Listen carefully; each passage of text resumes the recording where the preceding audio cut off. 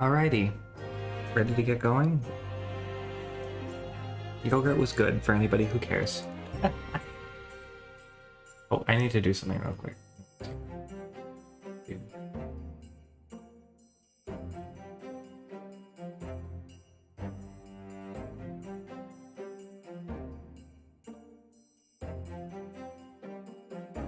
You'll play Wii French Yogurt with Peach at the bottom.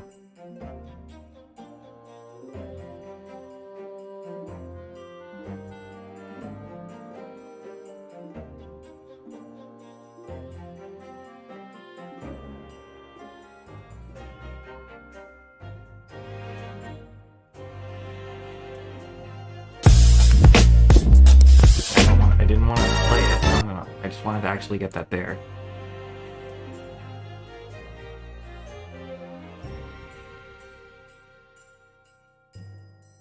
I needed that for just in case. I realized that I should have the countermeasures ready and available.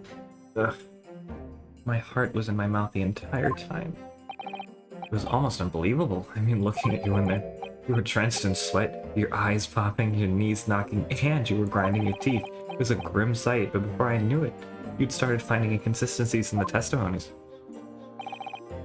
I think you might have a natural talent for being a lawyer. Forget it, it's terrifying. If I get through this, I don't ever want to see the inside of a courtroom again. Anyway, it looks like we've exposed your Phantom Lady at last. Miss Giselle Brett. Giselle? I'm gonna say Giselle. A student from Great Britain, is she? That's what I was trying to tell her from the start. Dr. Wilson wasn't alone, there was a young woman with him, like I've been saying all along. Yes, you have, haven't you? I might not be overly confident in the courtroom, but my powers of observation are the one thing I'm sure of. Yes, I can see that. So, about this young gentleman. Thanks for detective friend. She was hastily escorted away from the scene, it seems. Did you see what happened with that? No, I didn't see any of it.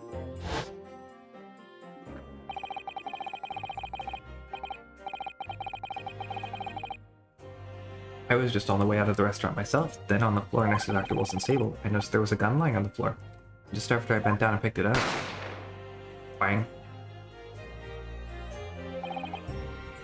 I didn't have time to think about where the sound of the gunshot had come from. The waiter ran over to me looking as white as a sheet, and he bundled me into some sort of small pantry next to the kitchen. Fast thinking by the detective, he apprehended his suspect without a moment's delay. Yes, and because I was shut in the pantry, I have no idea what happened outside in the dining area.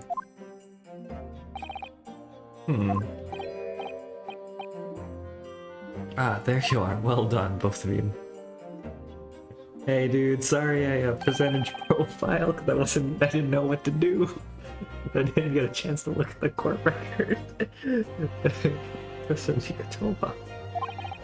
Well, it seems I was right. Pair of you make an outstanding team. You've exceeded my expectations, I have to say.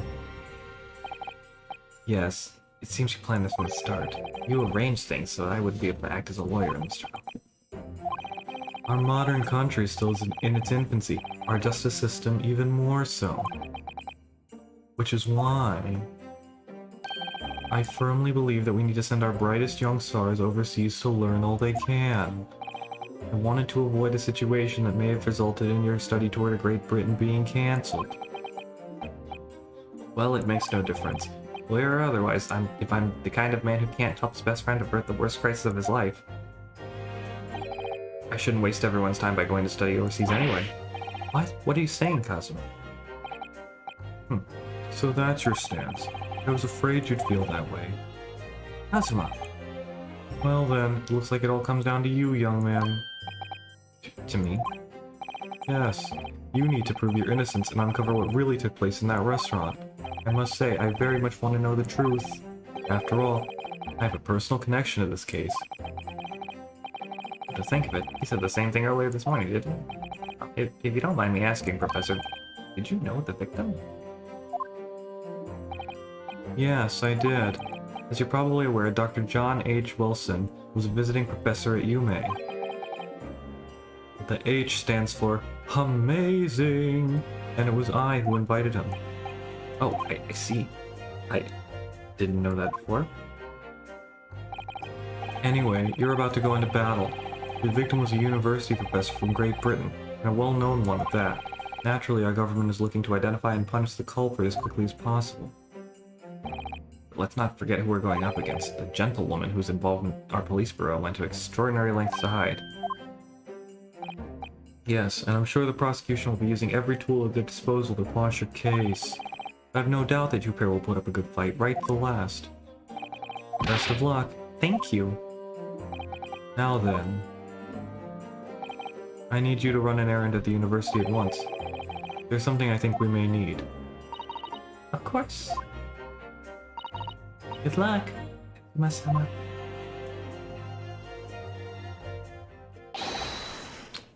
Defendant Naruhodo, before recess is over, please make your way back inside the courtroom at once.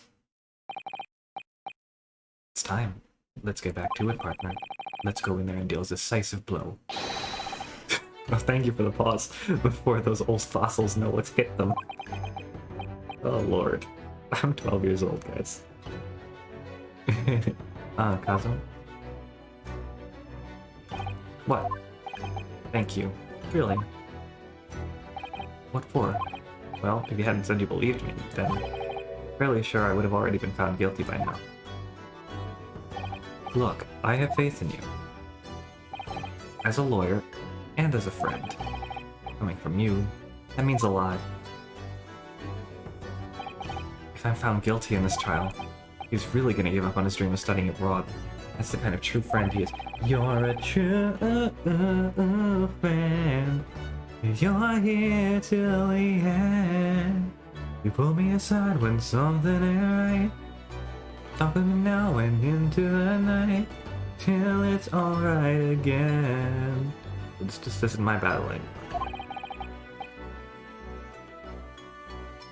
Whoever we're up against, we absolutely cannot afford to lose. Alright then. I'll save the thank yous for after the trial. You can treat me to one of those sukiyaki meals I like from the Yume cafeteria on University Street. With an extra large portion, of course. I like this guy. I can see why everybody's into... I can see why everybody's into this one. Supreme Corn... Yeah, Corn too.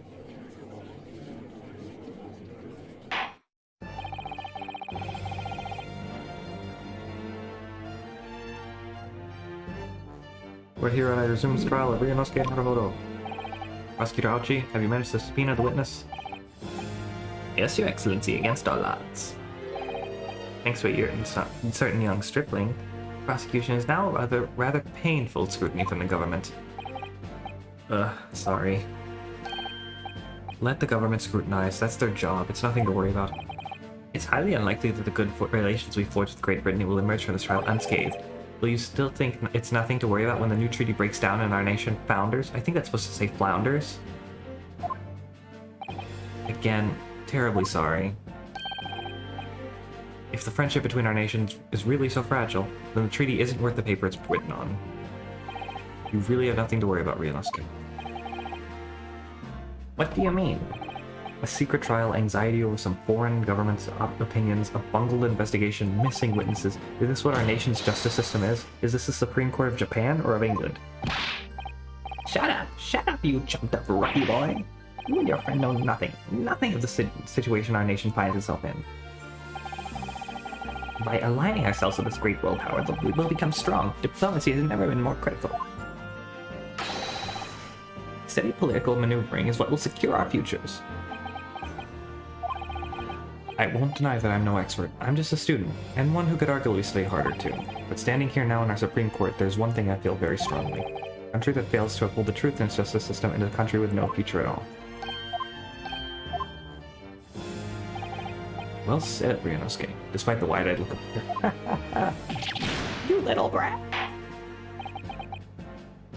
Thank you, Counsel.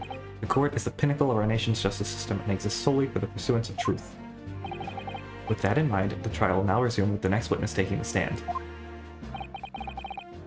The visiting student from Great Britain, Miss Giselle Brett. Yes. Your Excellency? Ooh, swan hat. Hello. Oh, she's like a little swan. Well, what a delight it is to welcome such a fine gentlewoman to Japan, and from such a distant land. Down, boy. Tea! Someone bring English tea! In England, no discussions take place without tea. Is that true? No idea. So, could we possibly trouble you to state your name and occupation for the court? Of course. My name is Satoru Hosonaga. I have been working undercover. Yes, yes, we know all about you. Inspector Hosonaga, where are your manners? In England, it's always ladies first. Is that true? No idea. More importantly, a little earlier today you said something to me. You said your powers are observation of one thing you're sure of. Oh yes, I think I did, didn't I? Yet your description for this amazing sight was simply a woman. Sorry, Ryunosuke, but powers of observation aside, your powers of description are sorely lacking. Guilty. I like the little banter. So, dear lady, once again, if we may trouble you for your name and occupation, please. And print identification, please.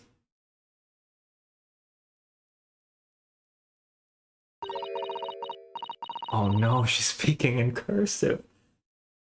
No! What am I supposed to do? I know it's probably gonna fix itself.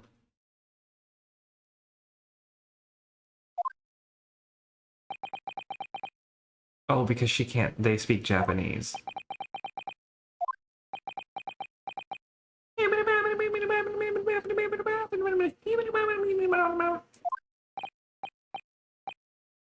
I'm terribly sorry, dear lady, but what?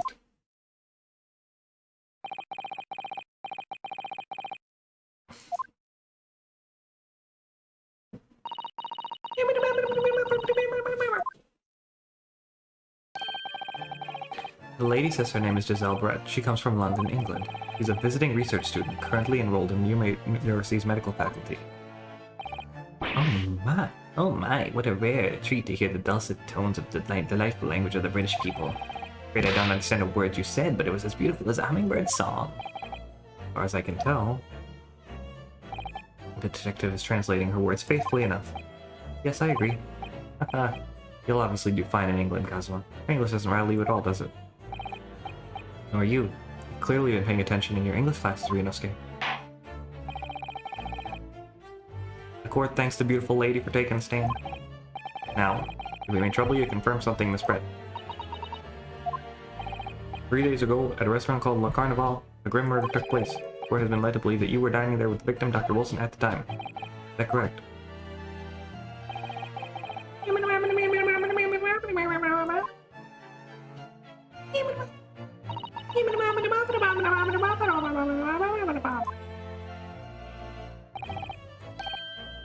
She says yes. That's how long it takes to say yes?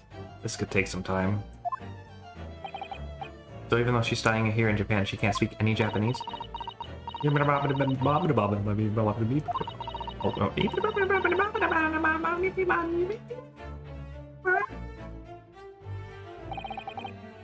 She'd like to apologize for disappearing from the scene. She says that she was due to make a presentation at the university, so she had to leave immediately. Interesting, when you're the one who engineered her escape. I was just following special orders from the Bureau. Well now, dear lady, would you be so kind as to cast your eyes over this photographic print? Seeing as you were so unfortunately present at the scene of the crime, could it be that your splendid eyes caught sight of the wicked perpetrator, perhaps?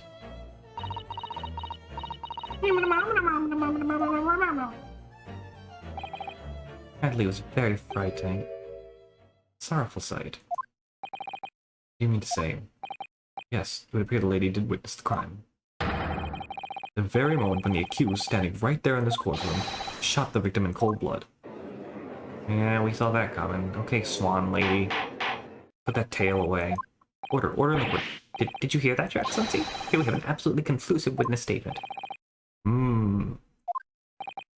Well, looks like it's clear now. Clear who our real enemy is. Fortunately, I will have to ask you to formally testify if you please. Kindly tell the court the exact nature of this frightening, sorrowful sight you described.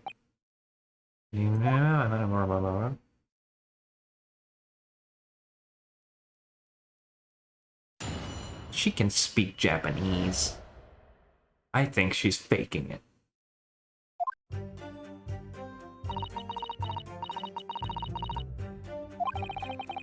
I'd arranged to meet for a slightly late luncheon with Dr. Wilson that day. The professor was unable to eat, so I ordered for myself only a beefsteak.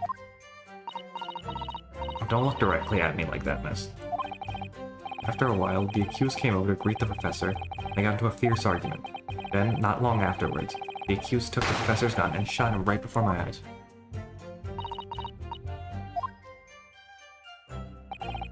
I don't carry a gun myself, so I obviously couldn't have been the culprit. I don't know how obvious that is, dear. Yes! This is condemning testimony indeed. No. Yes! No. I didn't have any kind of argument with the professor at all. Objection! Right, you filthy rat. Look at you, you black-hearted blackguard. And look at a snow-white angel. Even a dark-minded scoundrel like you can imagine whose words the court is going to believe. You're still making the same mistakes, Ryunosuke. You mustn't blurt out when you're goaded like that. That's a lesson you need to learn. He's so annoying. Of course, I was at the scene as well. I took statements from this lady and the two witnesses testified to Fuhrer. Reported back to the Bureau. Yes, it is. It was decided that Miss Brett was not involved, so I let her go. The testimonies of the last two witnesses were completely worthless, however. Well, even so, on the day in question, the lady was wearing the same outfit as she is today. As you can see, there's nowhere about her person that she can conceal a firearm. The tail? I would think she could hide a gun almost anywhere in that outfit if she wanted to, yes. Unless and until the precise location where the weapon is to have hidden, where the witness is to have hidden a weapon can be shown, this is moot. There are no pockets in my outfit. I have nowhere to hide a gun. Well, don't worry, Miss Brett. Unfortunately, women's clothing will not have pockets, even in the year 2021. So, it's very unfortunate. Do you have a purse or something? Has that been invented yet? Those are the witness's own words on the matter. Oh, Lord. Oh, Ryu. Oh, Ryu. Oh my god. It's so... Don't think about doing anything rash, Ryunosuke. I didn't fire the gun I picked up. There must have been another gun there that day. You're right about that, which means this lady was hiding a gun somewhere. Yes, that's what we have to prove now. To do so, we need to pull her testimony apart. She's smiling. Oh, yes, Your Excellency. How do we like the layout, by the way? I don't know if I asked for that. Look good?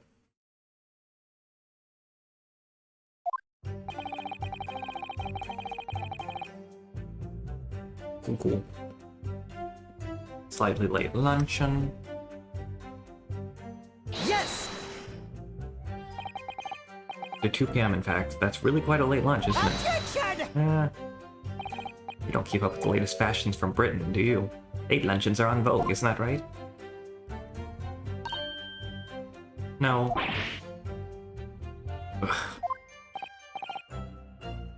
A decisive English no has quite a sting to it.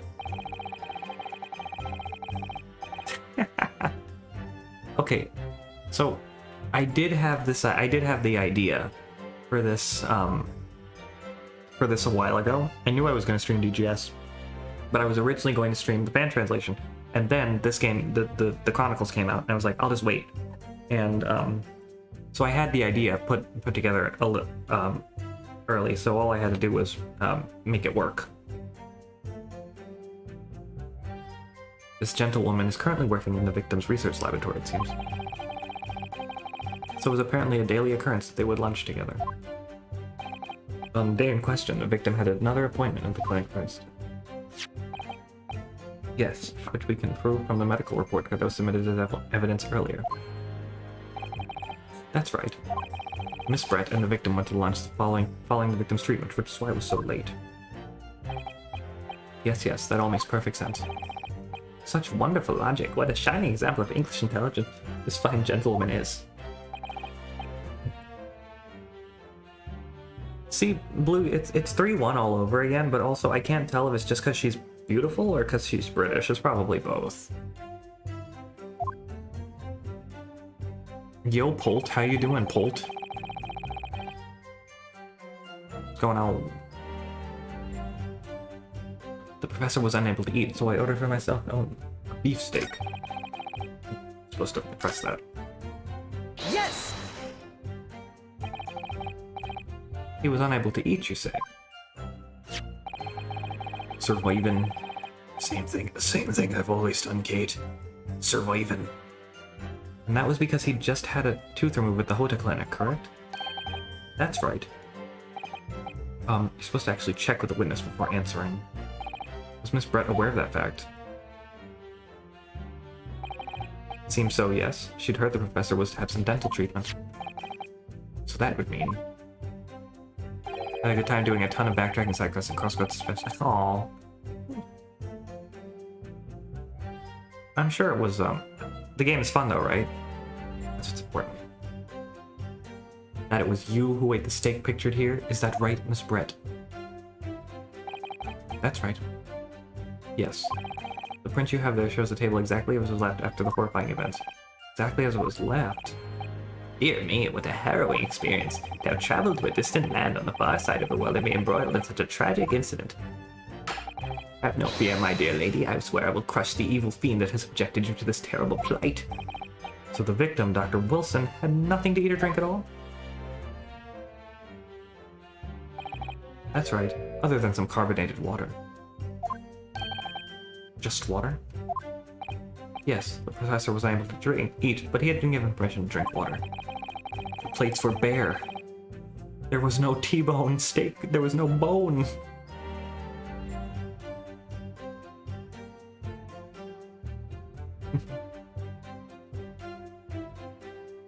So it appears the diners toasted their lunch with a glass of water each.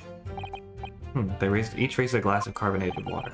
What do you think, Renosuke, about the witness? It's very meaningful.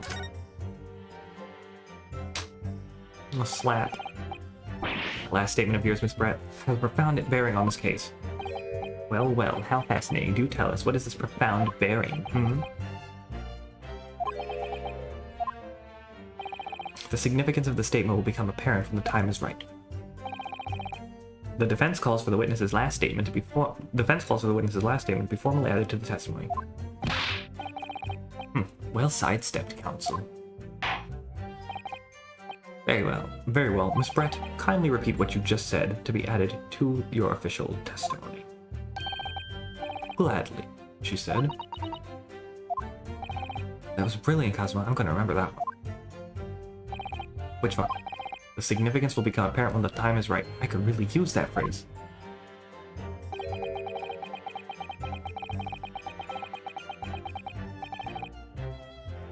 I don't know, Patrista. Hope there are some more useful tips that you're picking up from this experience than that, Renosuke. I ordered a beefsteak for myself, the professor, and I said cheers over a glass of carbonated water. Wasn't there only one glass on the table? Excuse me?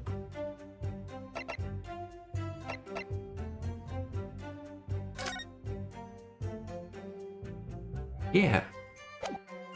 It's only one, I think. I think that's right. Go for it. Yes!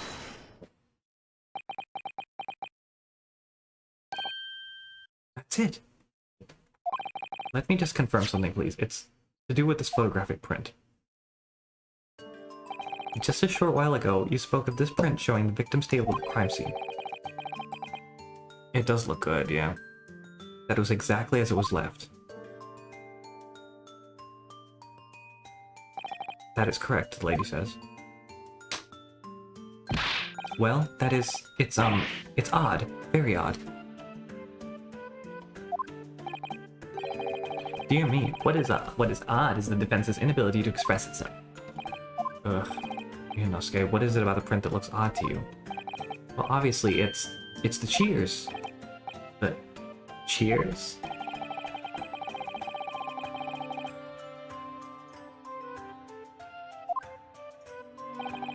Hold on, let me look at that picture again. I want to see that. I want to see this cut of meat. No, I could see the cut. I could see that cut being kind of natural. If it was cut at like two different angles, kind of. I don't know. Like the piece that was cut out was too big. So they cut out a triangular piece and then another triangular piece, and then that's how that got like that.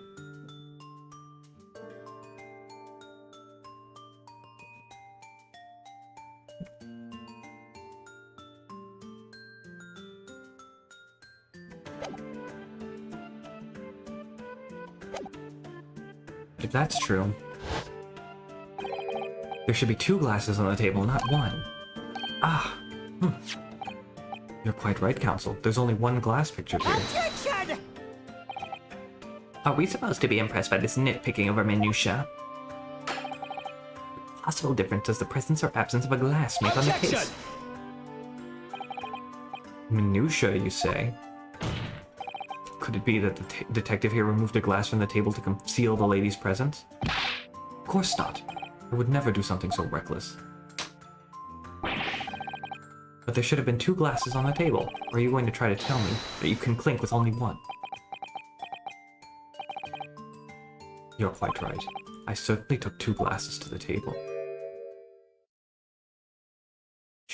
I don't know,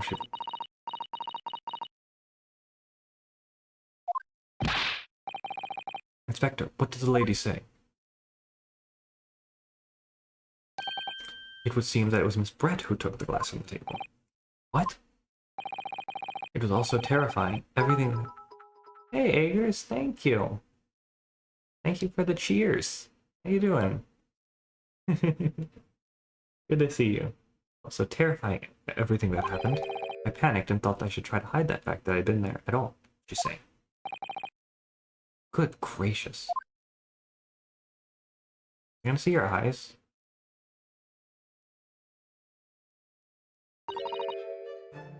Sorry.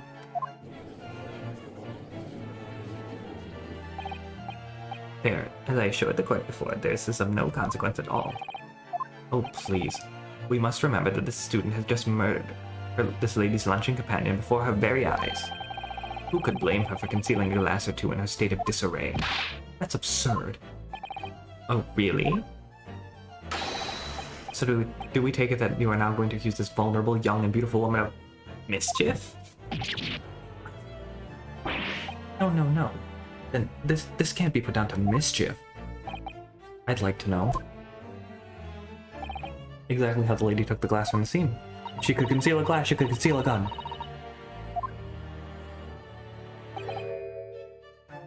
It would... Yes! If you can dodge a wrench, you can dodge a ball. You can hide a glass, you can hide a gun. It would seem that she slipped it into the small handbag she was carrying. Handbag strap, you say? Yes, Your Excellency. A small handheld pouch commonly carried by well-to-do women in England. So the beautiful lady has very graciously explained how and why she removed the glass from the scene now. However, the fact remains that this glass has actually no bearing on the case. This student has been trying to confuse the court with logical reasoning. But in the end, it comes to nothing. No more pretentious accusations. You've wasted enough time already. Indeed, the lady has offered a satisfactory explanation as to why she removed this glass. I think henceforth we can consider the matter to have no bearing on the case. Counsel for the defense, are you in agreement? Well, if you want to pursue this matter further, you're going to need to show that it has some deeper significance. Yes, you're right. So I'm glad there's a deeper significance in the handbag. Wait, the lady put the glass in her handbag, you say? Yes, do try to keep up. It's already been explained to the court that all English gentlewomen carry handbags for small items. Let me see. A little while ago, Miss Brett said she stated the following. There are no pockets in my outfit. I have nowhere to hide a gun. Yes, music fade out. That was good. But what she forgot to mention was her handbag, in which it would be perfectly possible to conceal a gun. You're right. Well done, partner. I had a feeling you'd pick up on that too. What are you insinuating, you vile blackguard? It's really very simple. gunshot was heard when the defendant picked up the gun from the restaurant floor. As he didn't fire that gun, we can deduce there must have been another firearm at the scene. The true murder weapon, if you will.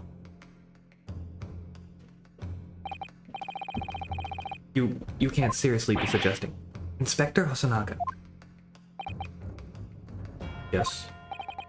Did you or did you not search Mr. Jailbrat's handbag on the day of the murder?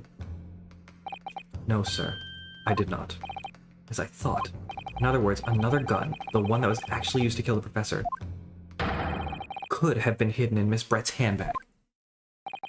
No!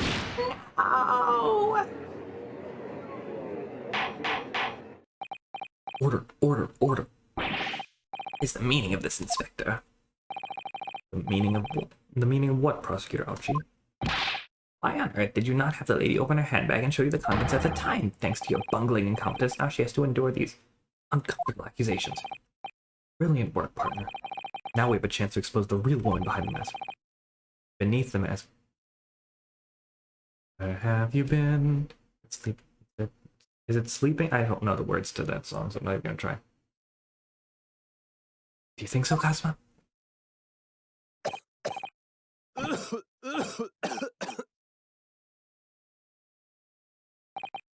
Well, what a sorry situation.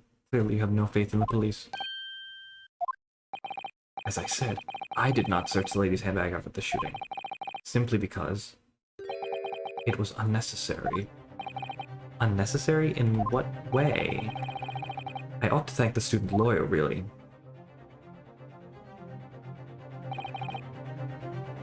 I have a piece of evidence here that I completely forgotten about. This photographic print. Oh, it's clear.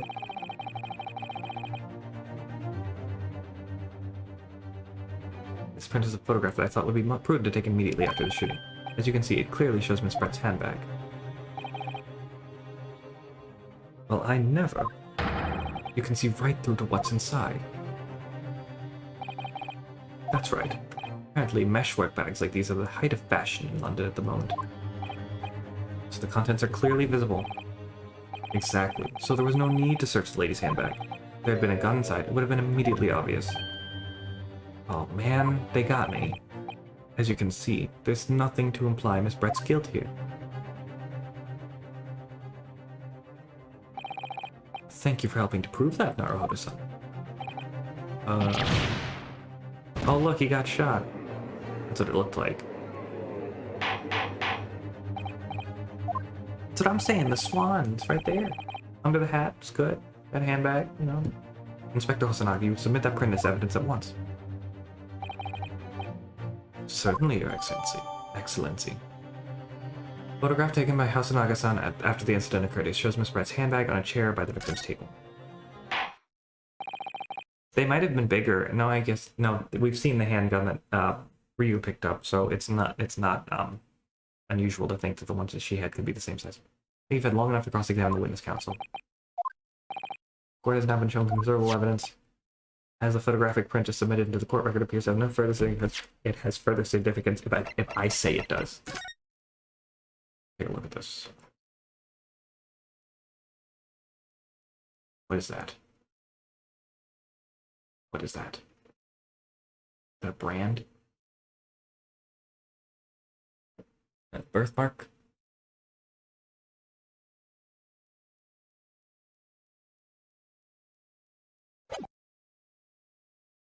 It does look like a moo cow. I did not see that, David. I'm satisfied there's no longer any room for doubt in this matter, and I must make my ruling. Indeed, there is only one logical conclusion. The pathetic rookie slumped over the bench before us is the only possible perpetrator of this crime.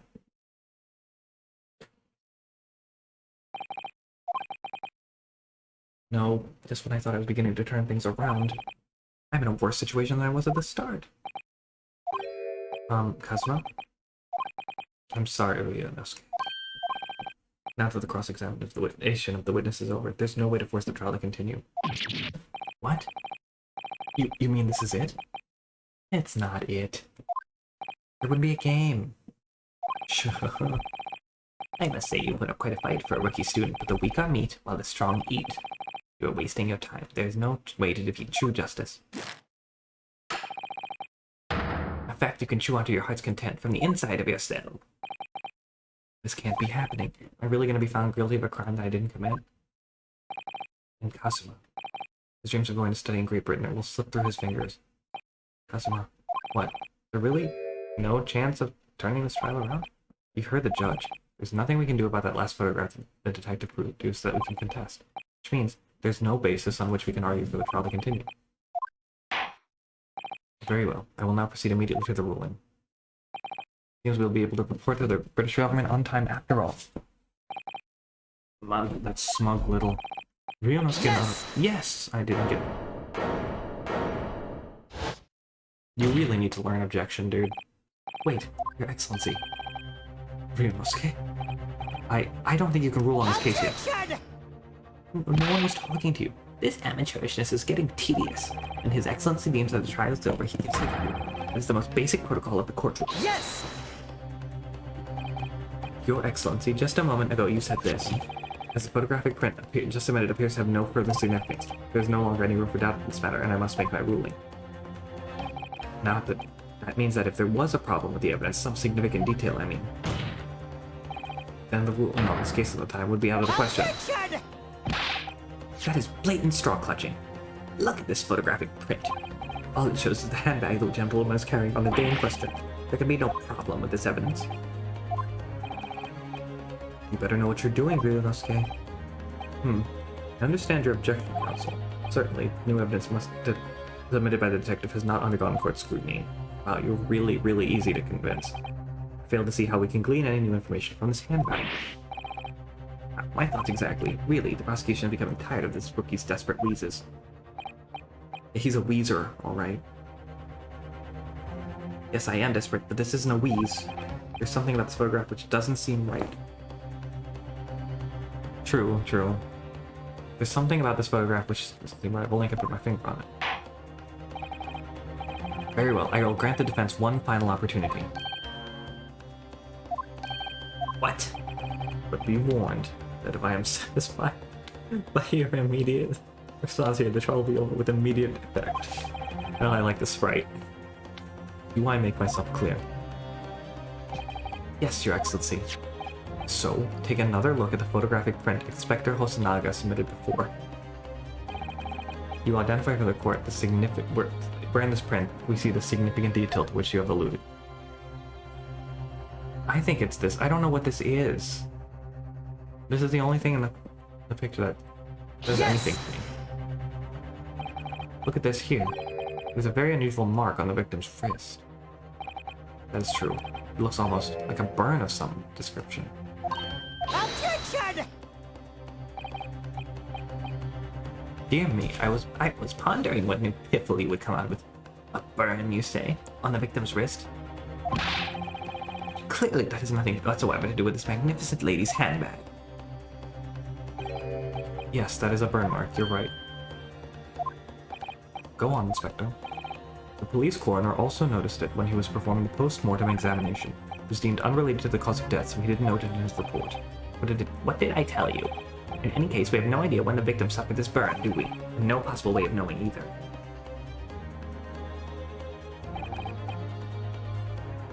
The more I look at it, the more I find myself intrigued by the curious shape of this mark. However, as Prosecutor Auchi points out, unless a firm connection to the case can be shown, I cannot allow any further time to be spent on the precise details of this burn.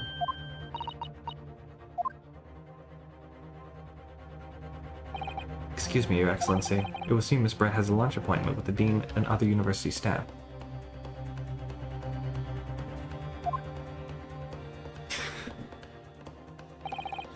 She would like to know if she may be excused from the stand now.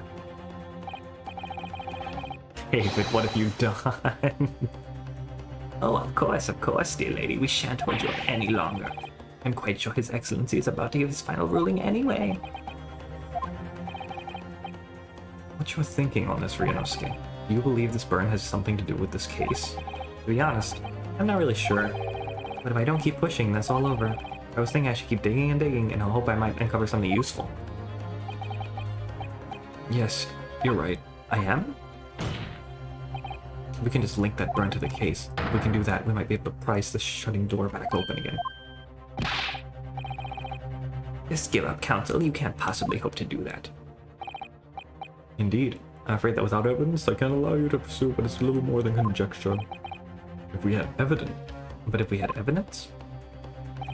Evidence that irrefutably linked the burn on the victim's wrist to the case, then would you allow it?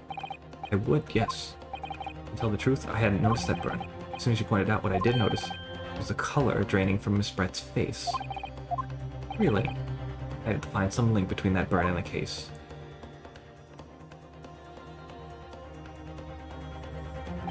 This is the moment of truth. And to find some evidence that proves what that word burn really means. So then, defense not present evidence. Hold on. I can't turn this around. I can. Okay, no, it's not that. I don't think it has anything to do with this. I would like to see this, though.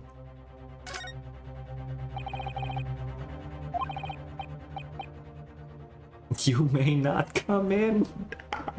Oh my god! Why? Oh my god. Of course, you can get a new pin made. You can just tell them your number. I've actually lost mine twice already, but I still know my student number by heart. I always say to myself, I mustn't forget to write it down somewhere. Then I forget to not to forget that.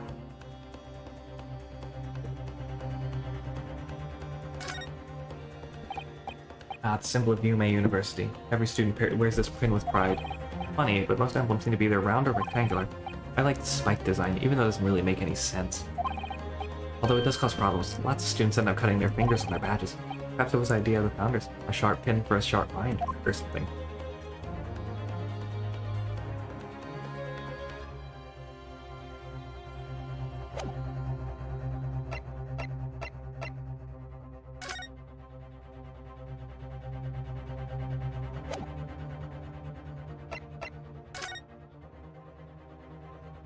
Aha! Aha! I could just, yeah, there we go, there we go. Yep, there we go. I see it. What's in this? Yes! Does Council yet another print? Yes, Your Excellency. I believe the photographic prints are an amazing invention. When we humans look at a scene, we miss things. But in a photograph, there are things we may have overlooked at the time are recorded forevermore. Do hurry up, Rookie. What are you trying to say? To inconvenience this poor lady would really be any further would really be quite inexcusable.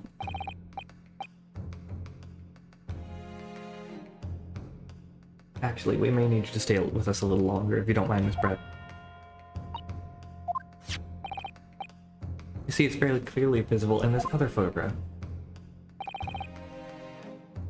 Oh my god, no, I see the twerk now. I hate it. Thanks. The reason is recorded here forevermore. What? How? Objection! You don't fool me, boy. If that's your game, let's see how it plays out. Show the court exactly what you mean.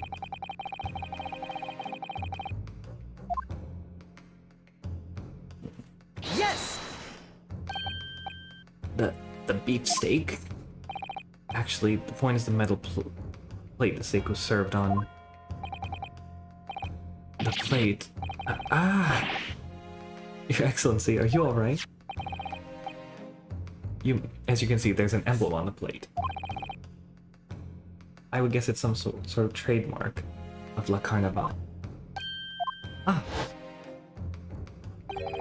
Emblem on the plate. And the victim's burn are exactly the same shape. Yonosuke, you genius. You're spot on. Which means the victim must have suffered his burn while he was present at the restaurant. Objection! But even if that is the case, we can't know if it happened on the day in question or not. Even the day before, or the day before that. It most likely happened at some other unrelated time. Well, Objection! I don't know what he's gonna do.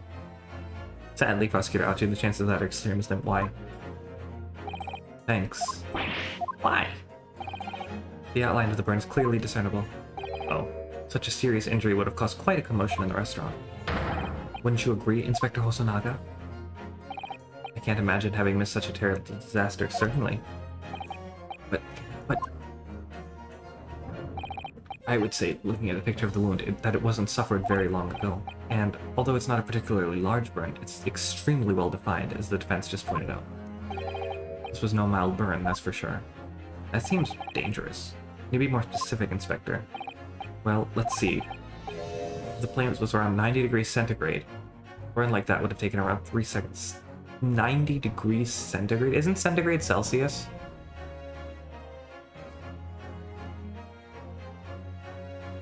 Am I wrong there? I think centigrade and Celsius are the same thing.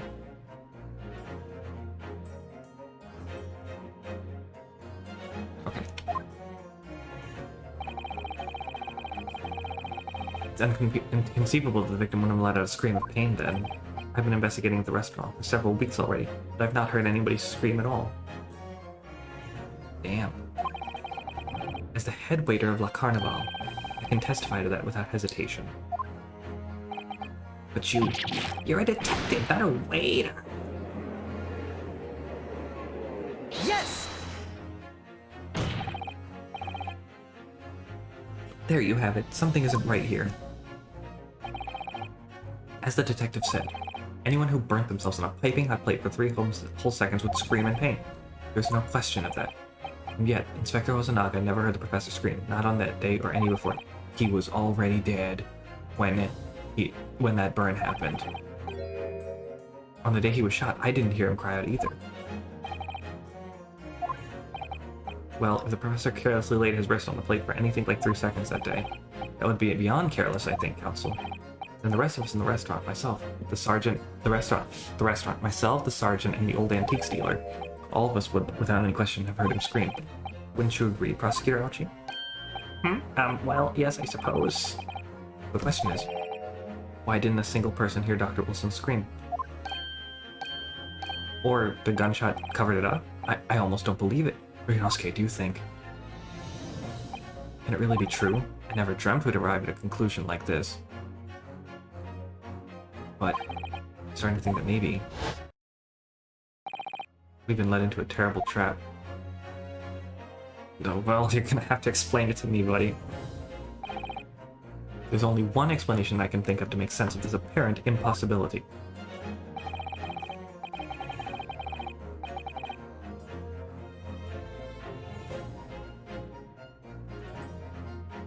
Was already deceased. No man could remain silent while his wrist was burning on a piping hot plate for 3 whole seconds. That's clearly impossible. But in one particular situation. Counsel, are you suggesting? Yes, it's only possible. The man was already dead. Already dead? Knowing what we know now, it's the only possible explanation. When the beefsteak was brought to Dr. Wilson's table that day, the professor was already dead. That's madness.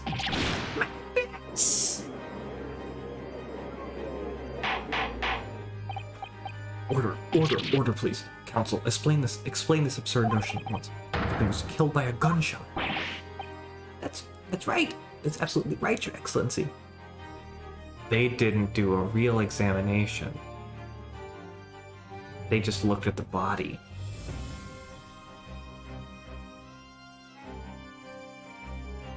That's why she took the glass. Because it had poison in it, I bet you. Or something. I don't know, maybe I'm spitballing a little too absurd here, but oh my god. This is just another ridiculous play by the rookie student, but clearly has no grasp of the facts. No, Prosecutor Aochi, it's you who has no grasp of the facts. Get him, girl. I beg your pardon? As soon as it became apparent that the victim had suffered that burn while at the restaurant, this whole case was turned upside down. Or have you not grasped that yet? Your Excellency, the court must hear from this witness again. It was true, as we now believe, that the victim was already dead before the gunshot was heard.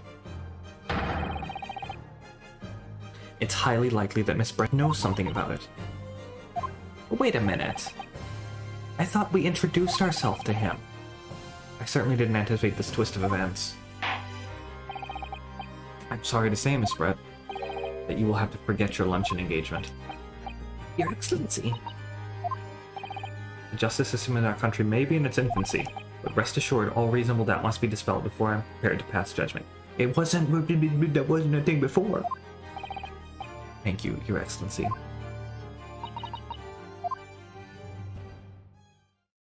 Am I gonna see your eyes? No.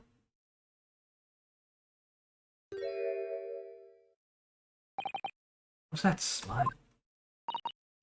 Yes, of course. I mean, I'd be delighted to help, especially if it helps relations between my country and yours. I knew she could speak Japanese. Miss Brett, you speak Japanese? Well, of course I do. I am studying in your country often. But then, why have you been speaking through an interpreter until now?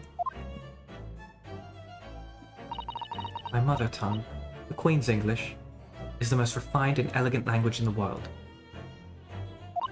As a gentlewoman, I try to avoid speaking in your vulgar tones as much as possible. Oh, so she racist, okay. Well, it seems that the men of this land possess none of the chivalrous virtues of English gentlemen. So I can see that I'll have to lower myself to communicating with you all on your own level. Oh, well, you are the epitome of a true English gentlewoman. We are truly honored by this, the lavish consideration you so graciously afford us. I know, but it doesn't make it any better.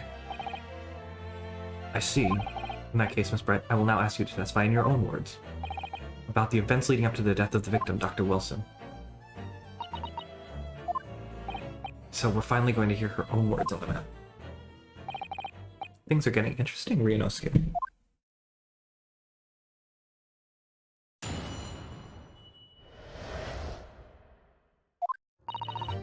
Unfortunately, I have no idea when the poor man burnt his wrists like that.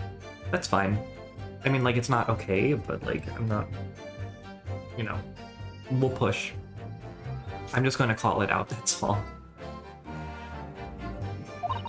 When the waiter brought my steak, the professor and I raised our glasses in a toast. As far as I've heard, the post-mortem report showed no other possible causes of death besides the gunshot. If there's some other way a man's life can be taken without leaving a trace, please do show me. But of course, this country's inferior investigative techniques probably wouldn't pick up on it anyway. I realized maybe I could try doing a girl voice. That most captivating and beautiful testimony will go down in the Supreme Court's history. Thank you. Easy does it. I hope that is the last time I'll have to sully my lips with the coarse tones of your unbecoming tongue. Oh, forgive me. I do hope I haven't insulted anyone. Not at all, not at all. It's a delight merely to hear you speak, dear lady. And it seems very clear from your testimony that this boorish talk of the victim's burn is utterly irrelevant. I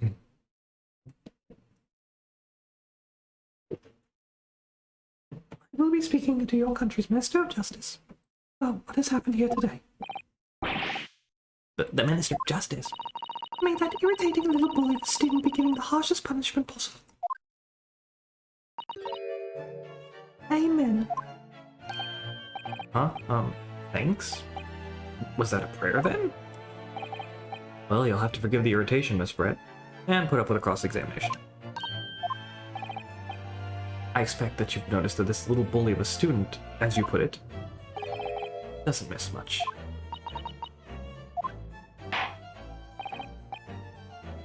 I'm sure I don't need to remind you, counsel, that this will be your final cross-examination in this trial.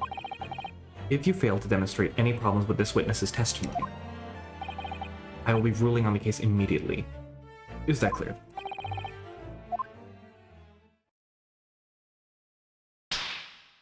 Why? What was that, dude? Yes, Your Excellency. Then you may proceed with the cross-examination.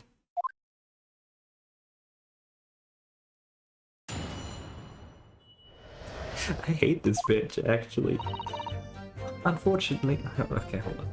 Press. Yes!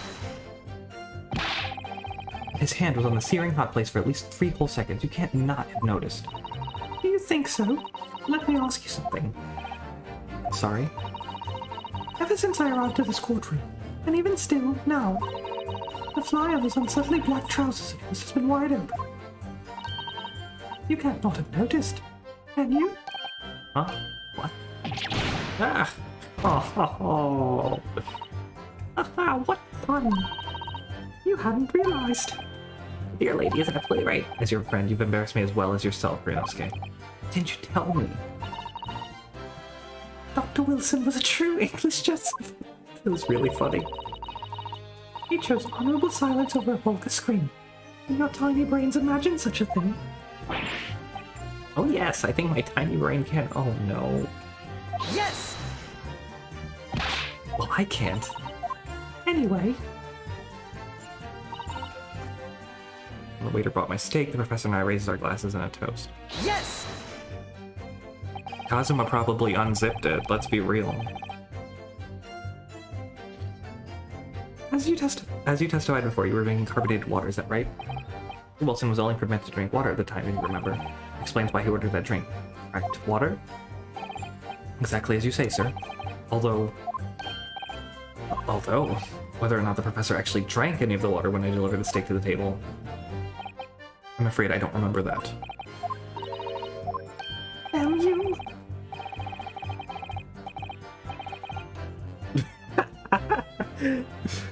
I have enough English to understand that, at least. For the benefit of the others in the chorus, it means bless you. Oh my god, I love this game. I think it means the exact opposite. No, ouchie is, ouchie's a squirrel in my pants.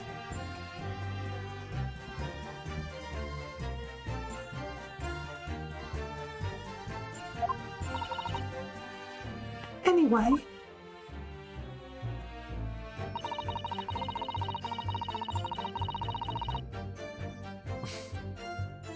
Yes! Yes. Yes, it's written here in the paperwork. Fatal hemorrhage from ballistic trauma. Yes. Luckily for all of us, a little burn on the wrist isn't going to kill us. And as there were no other signs of trauma on the victim's body to indicate some other cause of death. But they didn't dissect him. They looked at his body. They didn't have a medical expert do it, I think. They had a cop do it. But it doesn't make sense. The burn must have happened straight away when the plate was first brought to the table by the waiter. Yes, that's true. Cooled even slightly, wouldn't have been able to make a burn like that. And if the victim burned his... Hold on.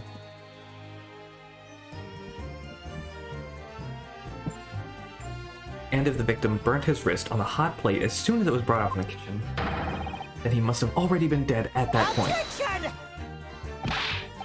And yet, the fact that the victim was killed by the fact is that the victim was killed by a gunshot to the chest. Unless you're able to show the court evidence to disprove that, this is a complete waste of time.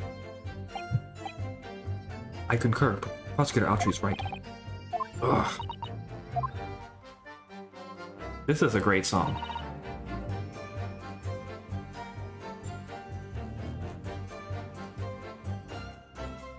I think I have to show the water here or something. I'm gonna press everything. Without leaving a trace?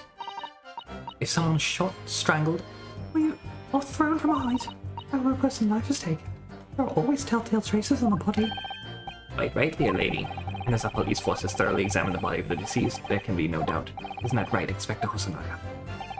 As I've said, I always aim for a flawless investigation.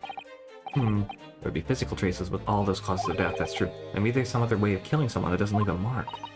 If, heaven forbid, you doubt me, young man, you're going to have to tell everyone how exactly you think the professor did lose his life. Otherwise, I'm afraid your argument falls rather flat, doesn't it? Can you hear the voice I'm doing? Is it being picked up by the mic?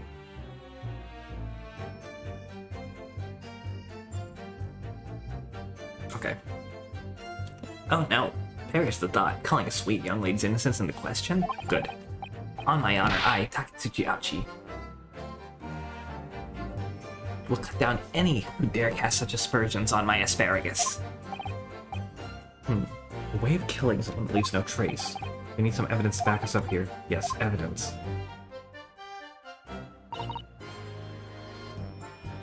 Yes! Inferior? What do you mean by that? In the lands of the Great British Empire, the police store everything found at a crime scene for later examination. But in this country, you investigate once, and that's the end of it. Isn't that so?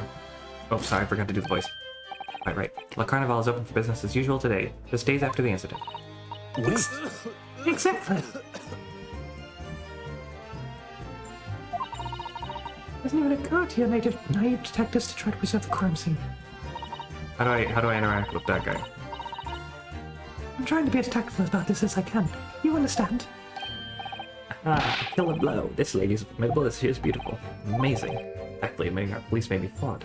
Perhaps Prosecutor Ouchie's finds starting to see sense. I very much doubt that. Still, there's something about what Miss Brest just said. There was a moment before when something didn't seem quite right.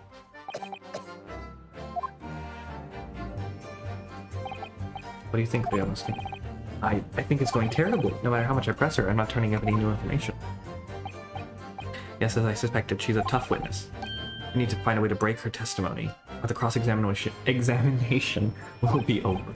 But that would mean let's find a way. There must be some clue somewhere to help us find a chink in her armor. Doesn't know. What, Leonoski? There is one thing I noticed. Something that's bothering me. Oh, that's it. I mean, about Miss Brett. Actually, no. About the person sending us, or Inspector Hosonaga. The detective? Yes, he seemed to react a little strangely to Miss Brett's last statement. I was wondering if it might be significant, if it might present an opening, maybe. Alright, I have an idea. Try pressing her on that last statement one more time, if you think so, but this time, instead of targeting the woman herself, let's see what we can get out of the detective. Alright then.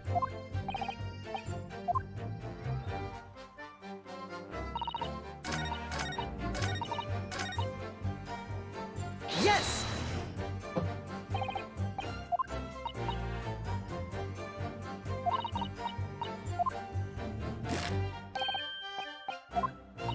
Wait! How do I move? Oh, whoops, I want to do that.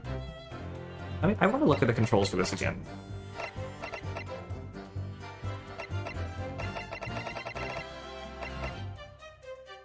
Oh, can I actually, like, look? Is that a thing? HNVM? Do I actually have to do that? Oh, okay. No, I don't have to do that. Extra action is just the same as before. Why? Up until now, the detective has been in the stand with Miss Brent as her interpreter. Things are very different now.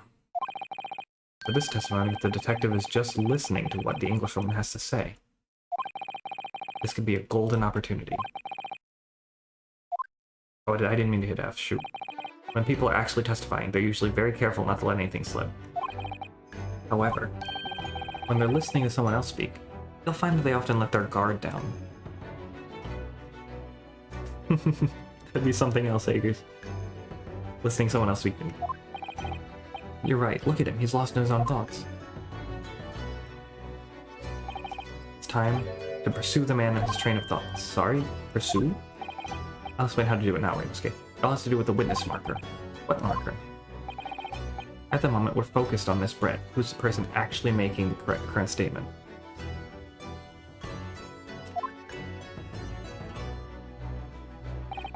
But by moving the marker left and right with AD, you can turn your attention to other people in the stand. While you're looking at the other witnesses, you'll be able to pursue them with space. If you can catch the person at the right time, you might just uncover some new information to pursue. If you ever notice a strange atmosphere amongst the people in the stand, take a good look around. Alright then. So I should move the marker with AD and then look at the direction of the detective. Then pursue him in space and see what's on his mind. Here we go. Wait! Okay. Oh, here we go. Okay. Excuse me! Excuse me. Oh my god. What is the meaning of that?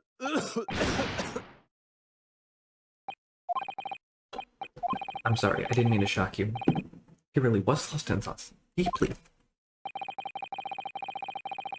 Looks like you were thinking something just now, Inspector. Perhaps having heard what the lady next to you had to say?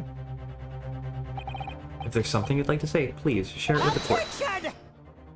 What is the meaning of this? It's the delightful Englishwoman who's testifying at the moment. If you can't find fault with her testimony, then the cross-examination should be over immediately. Oh, is that how it works? Absolutely not. The detective is in the stand, which makes him a valid witness. Yes, not to mention the fact that he's intimately involved in this case. Inspector Hosonaga. Yes? You have something to add in relation to the statement that's made by Miss Brett.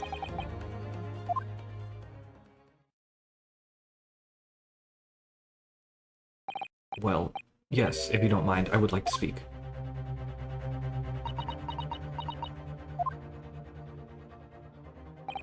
The lady is right. Our country's police practices are not as modern as those used in Great Britain, which is why I, Satoru Hosonaga, always strive to make every investigation I'm involved in flawless. What do you really mean by that? I'll tell you what I mean. I won't have evidence lacking on my watch. I'm not afraid to take everything I can from the scene of the crime. It's preserving evidence, you see.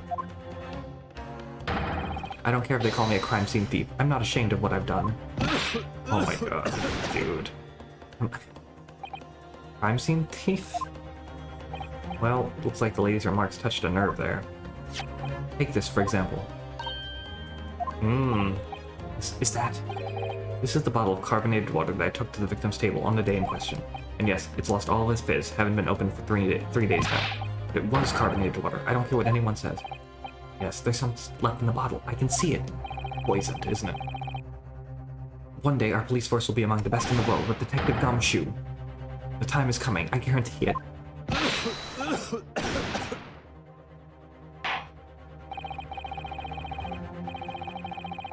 I can't say I condone the witness's actions, but I do understand the sentiment. The court will accept the glass bottle of water as evidence. Miss Pratt. Can you confirm that this is indeed the bottle from which you drank on the day of the victim's death? Yes, it was that bottle. What was that about? She seemed to avert her eyes when she answered the judge's question.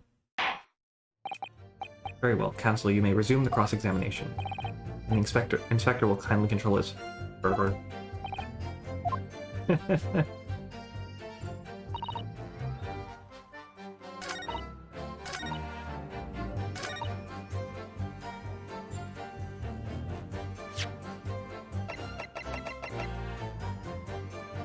I'm gonna take a look at this.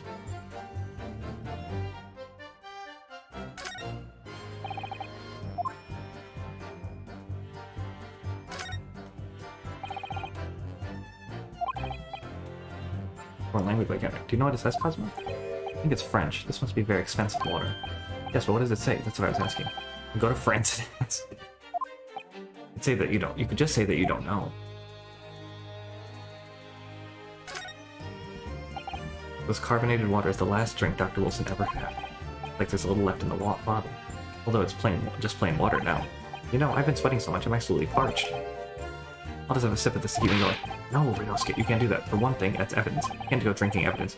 Oh no, you're right. We don't know what might be inside, do we? You never cease to amaze me, Ryunosuke, in more ways than one.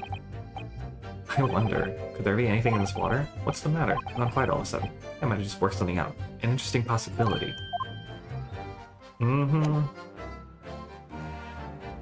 Yes! What is this? The bottled water? Actually, there is one method of killing man without leaving a trace that comes to mind.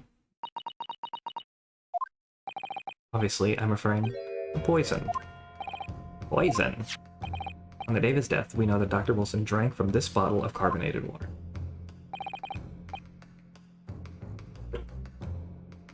Could it be that there was poison inside?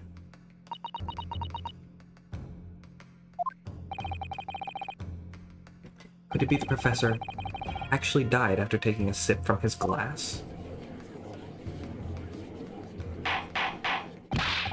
Order, order, order.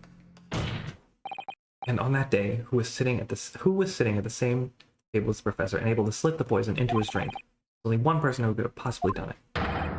Giselle Brett, it was you. Objection!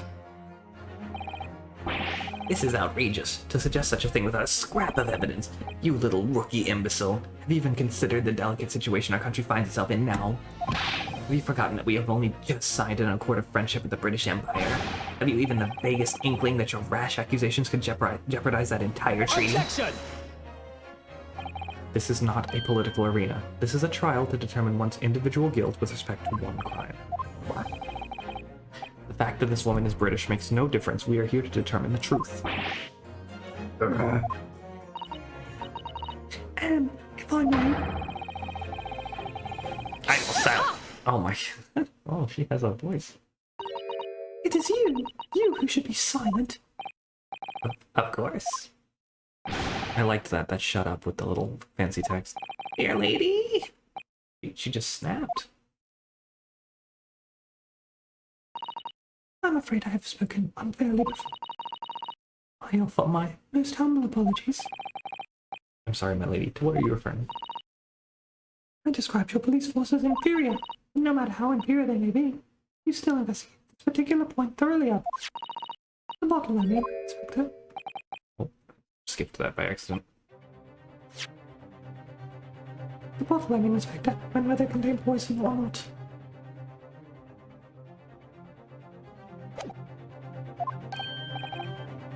You did? Have you forgotten what my guiding principle is already? I strive for a flawless investigation every time. Believe it.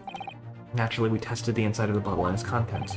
And it's in the glass, not the bottle. I ordered tests for every toxin that's available in this country at the present time. We could find no trace of poison in any description in the bottle of carbonated water, Your Excellency. What? Are you sure? The tests were meticulously carried out by the chief coroner himself. No. No!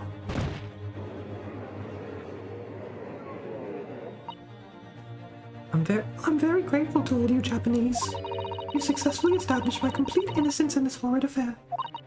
Thank you. But of course, dear lady, the pleasure was all ours. I was so sure. This can't be right. Everything falls into place if he was poisoned.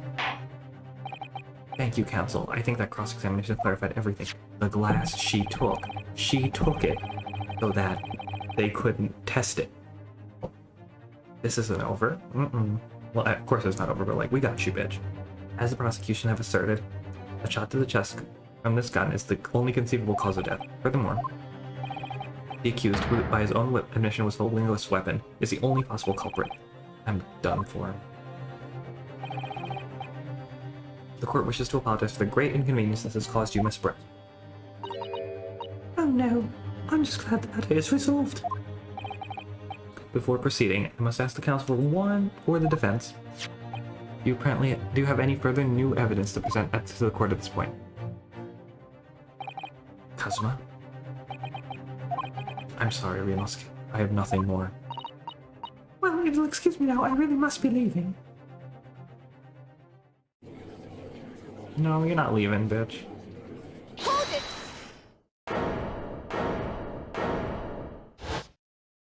Oh, it's you. Please, wait! Isn't that... What is the meaning of this? Forgive me for intruding on court proceedings, Your Excellency. Susato Mikotoba, Judicial Assistant to the defense. Mikotoba. In my darkest hour with no longer left to go, she appeared like a bolt of lightning. And in her hand, she carried a small package wrapped in a furoshiki cloth. Whoa, there's how much more is there? Well, that's good, actually, because I can still go. I was expecting to still go anyway, but I expected this case to be over by now. This is a long-ass case, I love it. Alright. How many save slots do I get? Holy shit, do I get 20? Oh my god.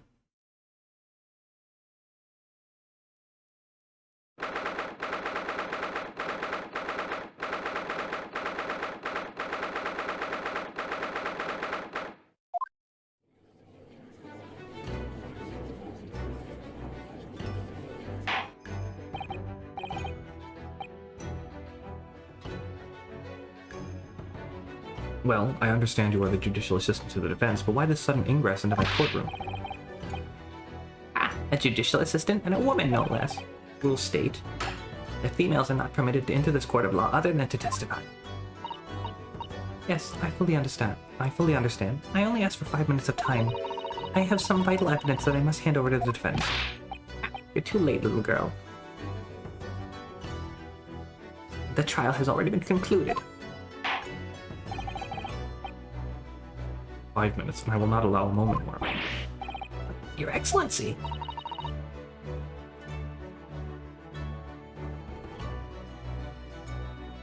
I am most grateful. It's a little crowded over here. Who exactly are you? I'm sorry, there's no time. Please, simply accept this for now. What is it? A report about something written in English. It's Giselle Brett's research. The English ones? After the trial resumed earlier, I hurried back to the university. I went into Dr. Wilson's laboratory in the medical facility and borrowed this paper. Oh yes, that's right. Miss Brett was studying under the professor, wasn't she? So, does this research, whatever it is, have something to do with the case? I'm afraid I don't know. I haven't been able to listen to the proceedings of the trial myself. Oh, no, of course not. Special characteristics of curare,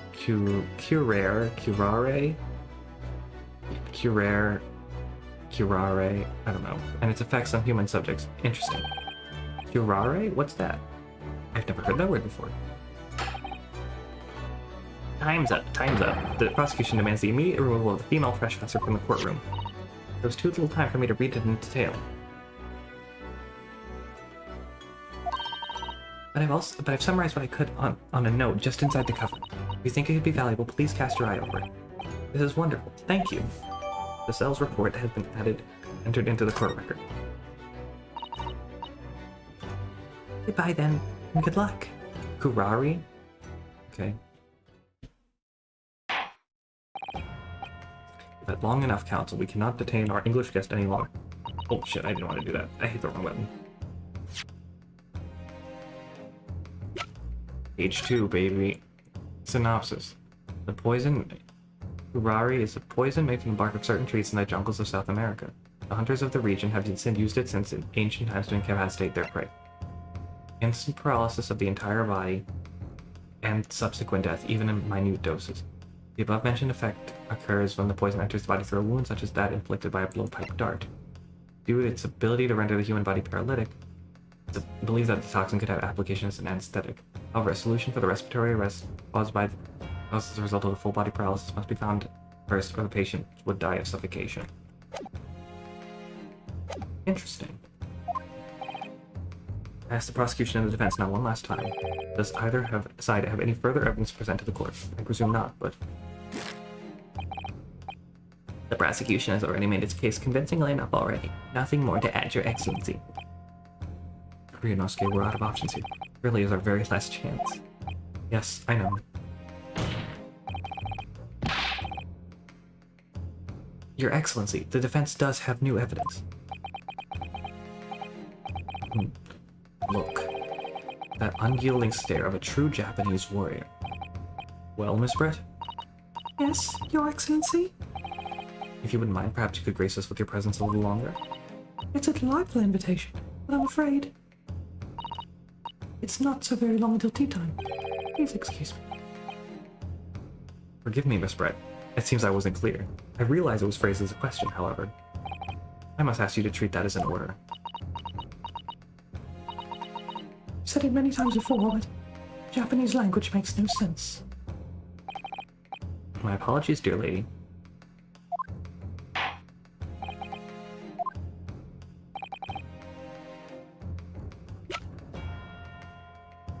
Yes! Miss Giselle Brett. We understand that you were studying under Dr. Wilson at Yume University, doing research.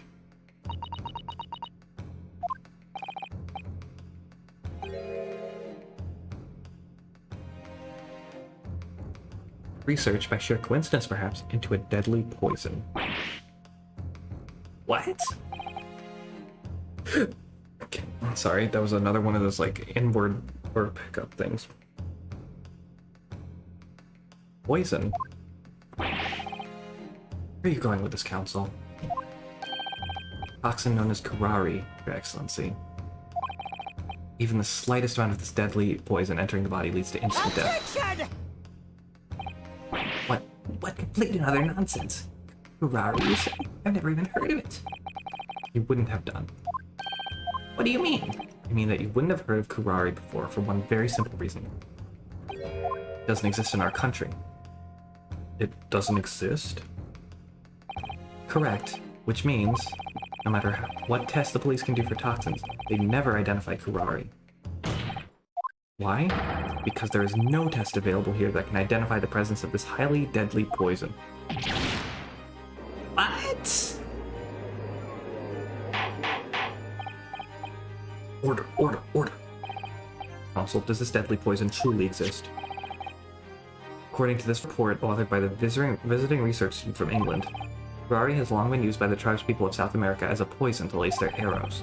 It seems it's reasonably well known among European doctors and scientists. To lace their arrows? The report states that it is produced from the extract of a tree that grows deep in the Amazonian jungle, and is first brought back to Europe at the turn of the century by explorers. It claims that animals shot by arrows laced with Kurari suffer instant death. Doesn't that about sum it up, Miss Brett? Attention! Trumpery. These aspersions are utter trumpery. To start with, if the victim had been administered some of the so-called deadly poison, he would have been squirming and writhing in pain, and the other diners would surely have noticed. He wasn't dead, he was in shock because of the paralysis.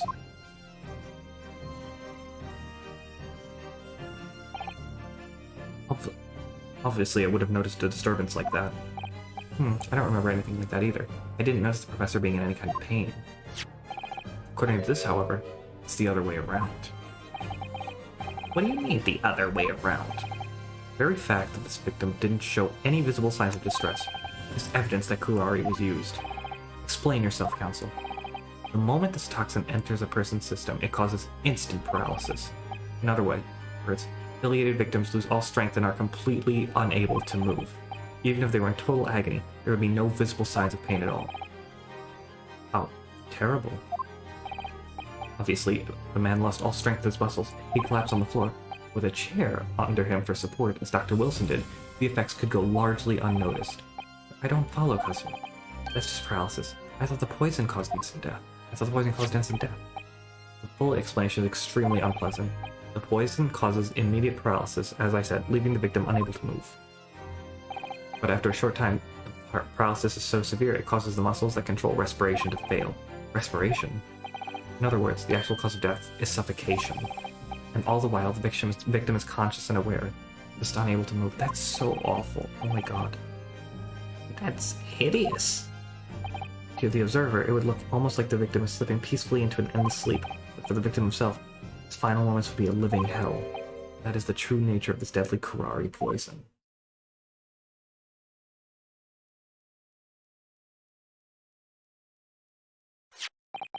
And you're suggesting that this bottle, Council, actually contains this terrifying poison? This is all very convenient, isn't it? Hitherto unknown poison for which there is no means of testing. What a happy tale for the defense. If I may. All these facts, you think you're so... It is you who must be taught. Oh, of course. Dear lady.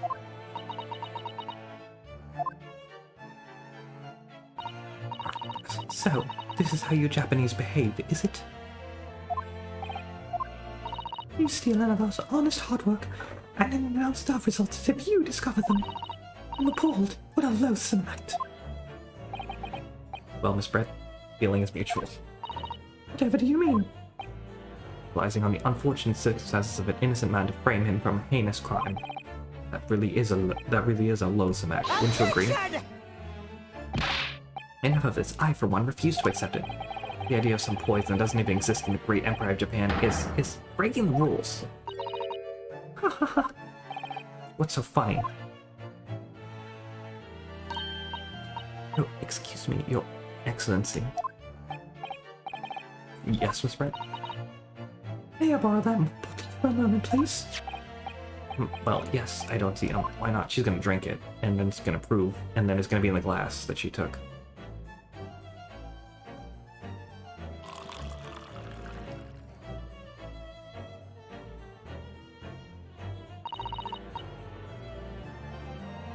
Don't get too big for your boots, you insignificant little island boys. Sorry?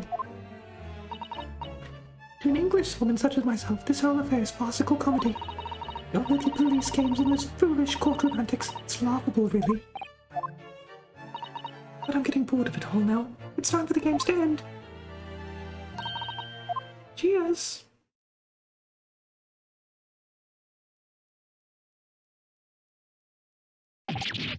Wait, what are you doing?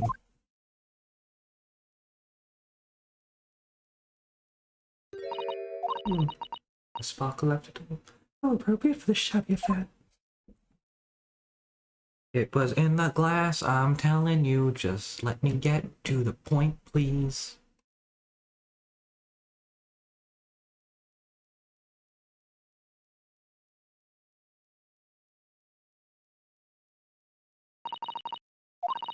Goodness, whatever's the matter? You look like quite stunned.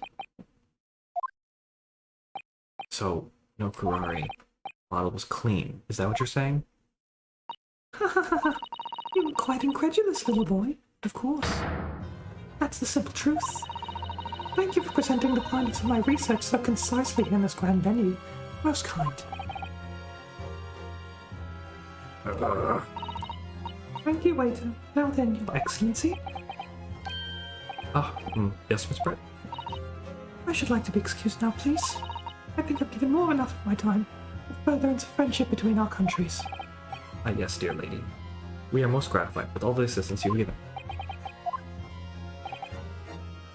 Damn, the music just keeps coming. This doesn't make sense. I had to have been poisoned in that bottle. Oh, how did she? How did she swallow a whole glass and live to tell the tale? I don't understand it. Well, I suppose if nothing else, this little far eastern charade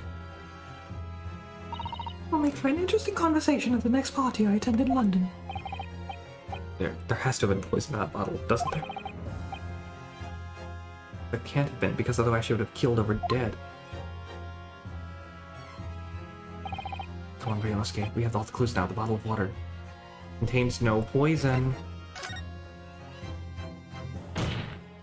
As I thought, there is no poison in that bottle. What? Why, Ryunosuke? Isn't it obvious there was poison there? Should be dead by now. Sometimes your unadulterated naivety really astounds me. Sometimes it's in need of a good staining. Until it's as dark as the universe, as what is the world. Oh, is that what that color is supposed to represent? Oh. Okay, fine. Fine. Maybe I was wrong. Whatever. I guess it contains poison. Whatever, I thought my theory was fine. Hopper did put Kurari poison into Dr. Wilson's carbonated water. The defense refuses to change its position. You're serious? Fool, are you blind? There's no possible way that bottle can contain poison. I mean, we just saw Miss Brett drinking the water from it. That's right, which rather complicates your argument, I think. And I believe that complication can be explained. Oh, exactly. Oh, don't tell me there's more in the thing. Hold on.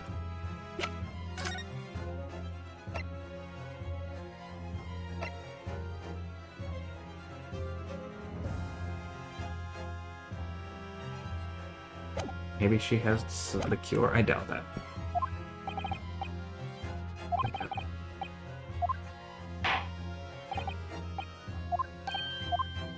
Then Emma asks you to support the assertion with evidence. Is it her research again? I can't. Whatever, let's try it. It's right here in the answer to this riddle is right here in Miss Brett's own research report. That is not a valid explanation. No. After all, we don't speak English. That report is utter gibberish. This impudent non-scoundrel is trying to ridicule your excellency. I'm trying to ridicule anyone, honestly. I'm just reading Susato-san's notes. I concur. This report is too extensive to be considered in its entirety by the court. You will direct us to the pertinent section, counsel. Practical applications, I think. It's written here, right here under practical applications, I think. Oh, really? Go on. Well, think about it. You want to know how the poison can be drunk without it taking effect. That's a practical application of the poison use of the drink, maybe? No.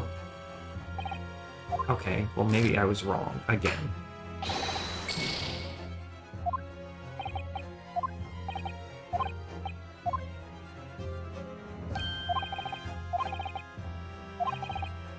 Oh wait, it goes in through wounds, doesn't it?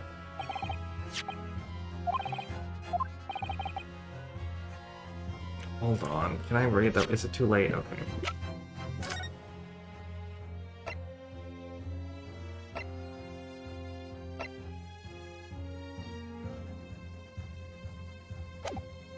Ah, yeah, it's a wound, so it can't enter the bloodstream thing.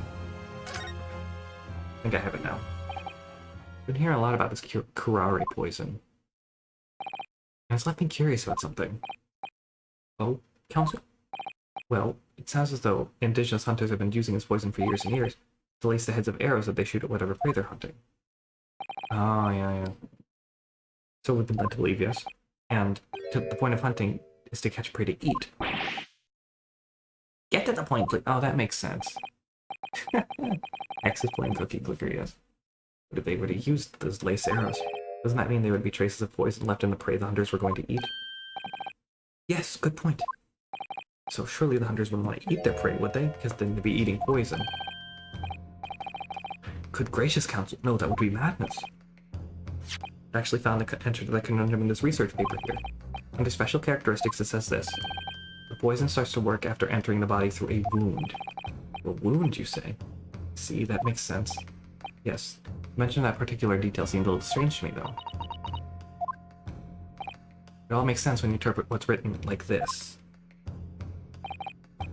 When curare enters the body through an open wound, it has terrifying poisonous effects. However, when it enters the body via the mouth, it has no poisonous effects whatsoever.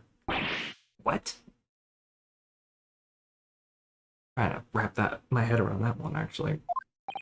Miss Brett, you authored this research. You knew curare's special characteristics, and you knew that you could make a spectacle of drinking that water without any danger to yourself. You meddling little rapscallion. You can't do that. Well, Reinosuke, it turns out you're an even better lawyer than I thought you'd be. Really? Me? Lawyer? Oh, all this poison talk is fascinating, I'm sure, but I fail to see how possibly. So, the ill-bred little puppy has a new toy to play with, some facts he read in a book. I'm afraid knowledge doesn't suit you, little boy. It only makes you look silly. What are you trying to say? Your schoolboyish logic has a fatal flaw. Schoolboyish? Flaw? As even your brain has managed to do, curare is safe to ingest. Seems that its effects are neutralized by the acidic nature of the gastric succus. I don't know. Succus. Yes, well, of course. Gastric suckers. What are they? So this lethal poison is completely harmless when drunk. The rest wouldn't have died when he swallowed, would he? Ah, that's right. Good gracious. That's basic science. Science that even a schoolboy should be able to understand, no?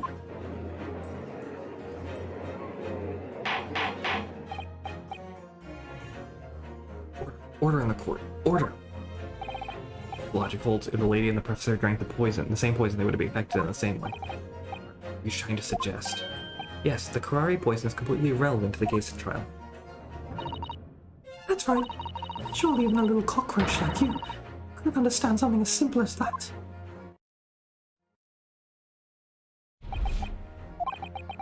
What is this welling up inside me? I've never felt like this before. A sort of conviction to break down all the discrepancies. It's so intense, almost rage-like. More than anything else, it's an animalistic desire to take down my prey. He did the point! Hey, there you go. I don't think so, Mr. Zelbrett. How dare you use that tone with me? You know very well that there is no fatal flaw here. You know, even though both you and the victim swallowed the same poison. You are alive, but Dr. Wilson is dead.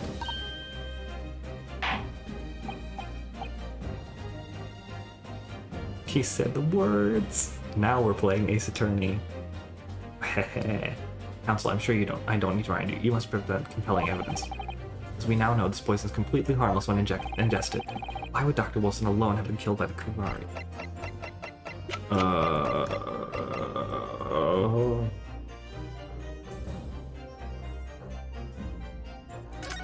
The gunshot, I guess? Take that! Take that.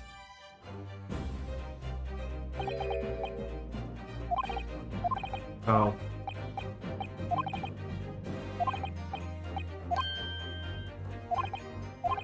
Oh shit! He was at the dentist! Oh my god. Okay, I understand. I understand.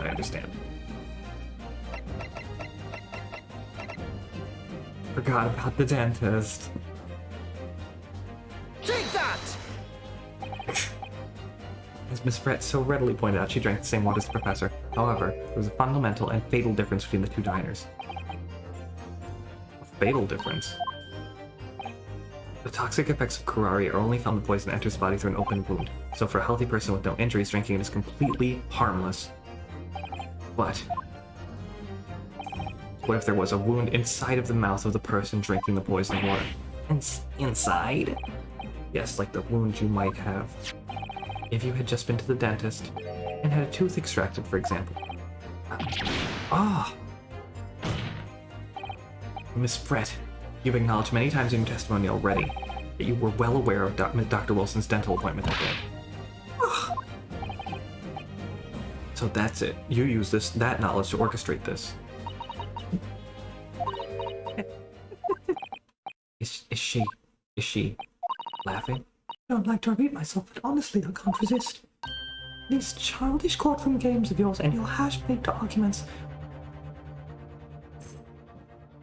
are all so puerile. What do you mean? Don't worry, little schoolboy, you'll find out soon enough.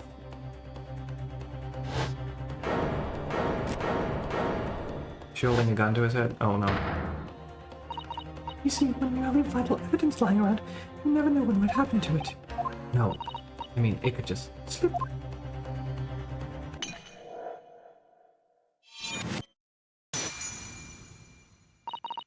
Oh dear, how careless of me. I'm afraid some crucial evidence may have just been tragically destroyed. No! It wasn't. What is it? What just happened? It's the English thing. She just smashed that bottle. And the Supreme Court, what a terrible blunder. Officer, what are you waiting for? Collect up as much of the water from that broken bottle as possible, at once. You're wasting your time. This delightful carpet under my feet here was a gift from the British Empire. I assure you, will soak up the water beautifully. Beautifully. You have neither the technology nor the presence of mind to recover it. How could you? You won't get away with this, you bitch. You can... The bench and shout as much as you like, little boy. But I'm afraid we'll never know now, will we? If there was really poison in the bottle, or not. You... And let us not forget, we still have some very compelling evidence left intact. Is that right? Isn't that right, counsel for prosecution? Oh, of course. You're referring to this photographic print, I presume, dear lady. That's right, and really, looking at this photograph, it's clear as day, isn't it? Every time I do, it makes me laugh. The poor professor was sitting with his back to me. So of course the only person who could have shot him on the front is little school. Objection! No, you killed the victim that day, using Kurari. And then, in order to frame Ryunosuke Naruhodo for the crime, you waited until he picked up the pistol you arranged for him to find on the floor, before you shot the professor's dead body in the chest with your own hidden gun. Then, in the confusion that followed, all you had to do was turn the dead professor and his chair around, And move your dish, because... What a wonderful imagination you have, little man. Hidden gun, you say? And I shot the professor's dead body, did I? Well, I'm terribly sorry, but you don't have a shred of evidence. Exactly. And since you have nothing to support your wild claim, Horaceo's stance remains unchanged. The victim, Dr. John H. Wilson, was killed by a gunshot to the chest and delivered in cold blood by the accused Ryunosuke Naruhodo. This is unbelievable. How can this be happening? We had her, but now, is she really gonna get away with it? Wish you destroy that evidence was obscene. Ryunosuke. Yes. Come this far, but now you're the only one who could finish it. What? What do you mean? We've lost a vital piece of evidence. It's true. So if there are any clues left to our seize down, they must be in your head. In my head? You told me before that your powers of observation were the one thing you could really depend on. Well, yes, that's true, but I didn't manage to notice that this woman was a foreigner with a swan on her head. But think back again, I was trying to remember every last detail at the scene that day. Everything you saw, everything you felt, every color, every smell. What I saw, what I felt. Every color.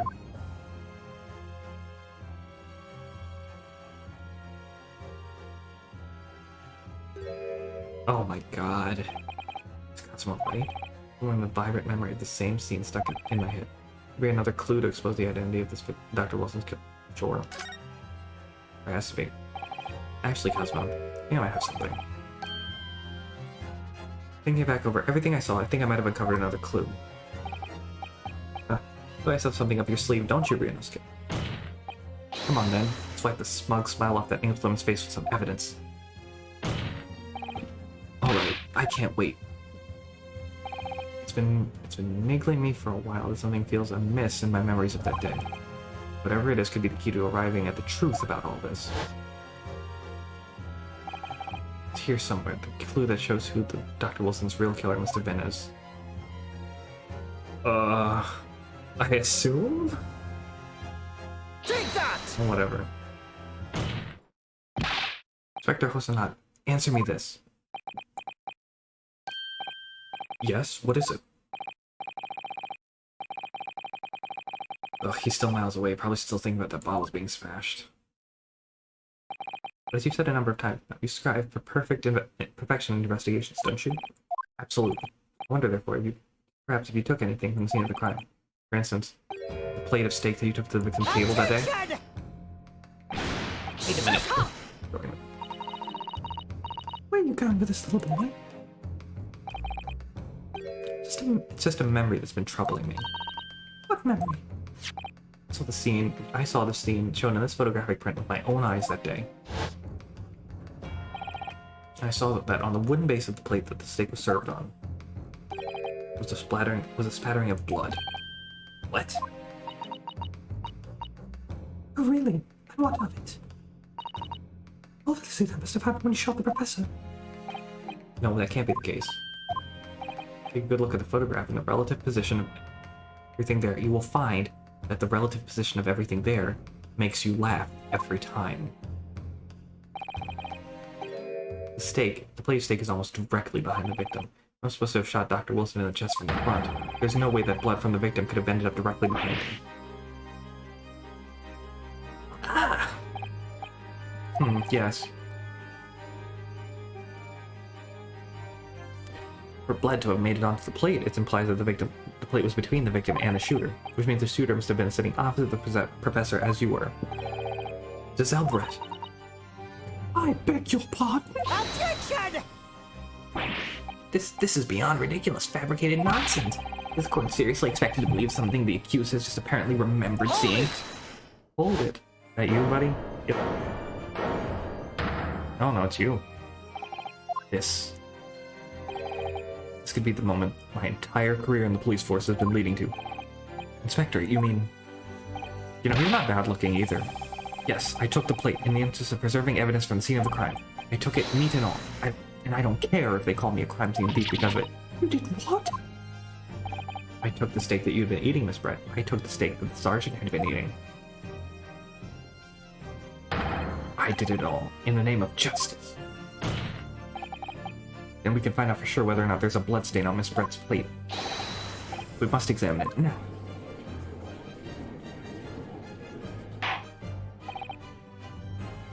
Inspector, the court wishes to examine the plate from the victim's table immediately. Yes, sir.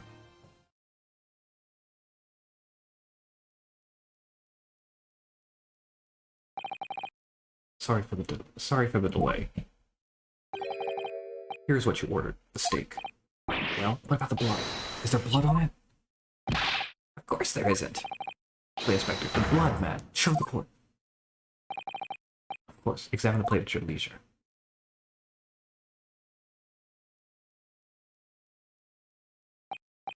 No blood. No blood. And what is this? No, that's impossible. I know I saw it. I'm sure of it. It was right there on the table behind the professor. There was blood on his side of the plate.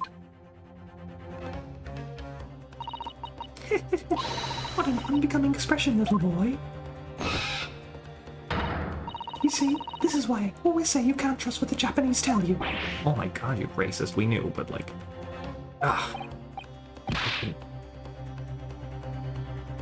I couldn't agree more.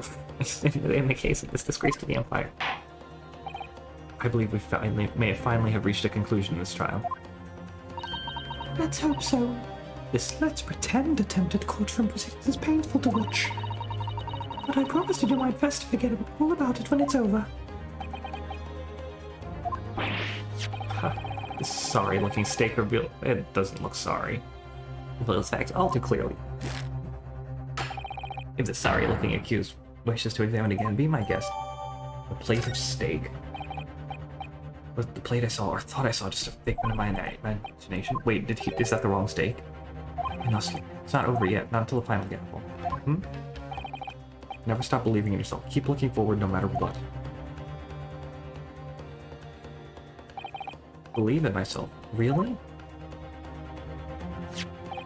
Maybe I should at least examine the evidence for myself. Has the evidence... Well, we've been through this already.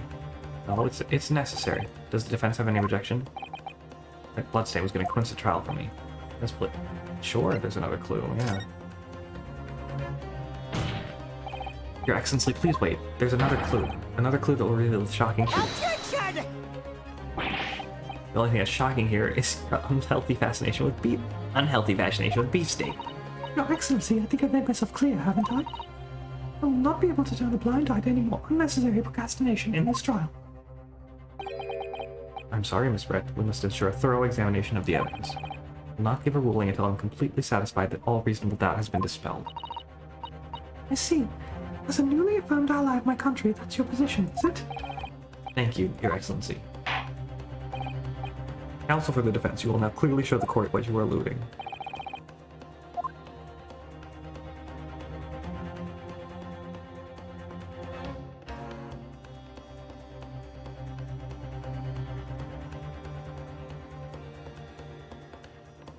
I guess to control this.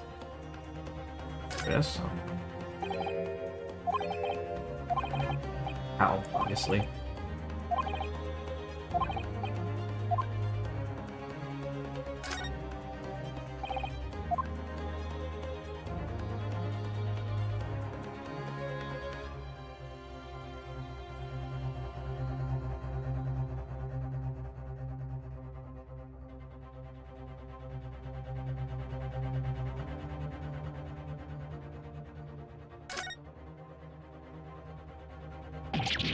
Is that the coin? What in the world is this? I think it's a Koban coin. The hallmark is from the Hoi era, I believe. No, I don't mean what is it. I mean, what's it doing there? This is the wrong steak. Wait, did you say it was a Hoi Koban? Yes, and apart from the meat juices, it looks to be in good condition. I imagine it's very valuable. This isn't the first time today there's been talk about Hoi Koban. I've heard of pearls before swine, but now I've heard of bouillon and bouillon. That's funny. And I don't think you ever will again.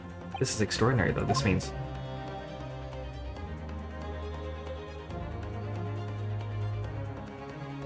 Where's my Got bell? it! Got it. Good gracious, that's... a Koban?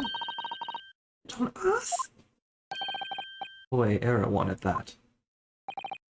Miss Brett, this is in fact the beefsteak that you ordered at the restaurant on the day in question, isn't it?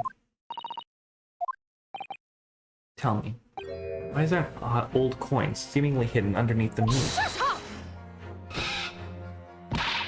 What a ridiculous question. How should I know? I've never seen that thing before in my life. I don't know what this is, but I want no more of it. Attention! I fail to see how this is relevant. A coin under the meat? That could simply have been a careless mistake by the chef in a moment of distraction. Objection! Yeah, perhaps angry. Don't be absurd. We're supposed to believe this happened by accident in the kitchen. A rare Hoei Koban just happens to be hidden underneath that piece of steak. If this turns out to be irrelevant to the case, I'll rebook my ticket to Great Britain right now. He's right. It can't be a coincidence. Your Excellency. Yes, Counsel? A rare Hoei Koban just happens to be hidden underneath that piece of steak. If this turns out to be relevant to the case, I'll give up my lawyer job right now. Attention! By all means, don't let it stop you. No one invited you anyway. Shut up!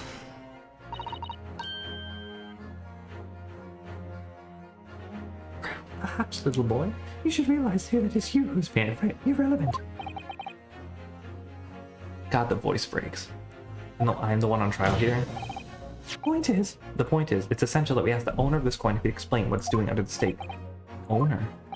Yes, it's obvious. There's only one person it can belong to. It's this dude. Curio. Haha. Take that! Obviously, it can only be the antique dealer and the owner of Rasute, Curio Kurekuta-san. Curio, as in Mr. Cucumber something. Honestly, these ridiculous Japanese names are quite unfathomable. Your name is Giselle, spelled like that. Ah, yes, the old man who testified earlier alongside the military sergeant, correct? Yes, Your Excellency. I remember him saying that he was up to something when his Koban coin when it happened. At exactly the moment the gun was fired.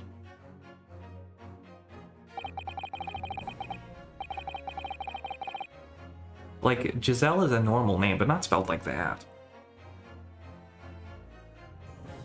The gunshot interested me not. I was far too busy on the floor. Too busy on the floor? Sorry, what were you doing? Hunting for treasure? Indeed, the Hoei Koban, my prize goal. Then this Hoei Koban... Do you mean to tell me? Attention! No. Please, why would Kurekuta-san's Koban be sandwiched between the victim's beefsteak and his plate? It makes no sense. Yes! Yes.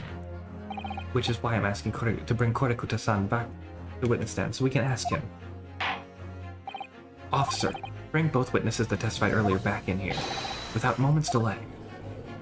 Wow. I can't believe we come back around to that pair again. But I have a hunch, a strong hunch, that we chase down the real significance of this Koban. We'll find that it's a key element in the case. Oh, this girl clearly did it. Oh, thank God. I thought we were about to go on another to be continued. Oh, there's 4 people on the stand now. This stand just keeps getting bigger and bigger. What's this? What's all this about? Why have I been called up again? Don't you realize that it's dinner time for my little baby Ido? When my son's belly is empty, he's fiercer than a pack of wolves. Exploited by the police we were, like miserable dogs forced to bear false witness. And when they cast from this courtroom, I myself became a ruined man in a trice, a worthless, withered antique. Nothing more I have to say. The sun has set on this Rasute shop owner's existence.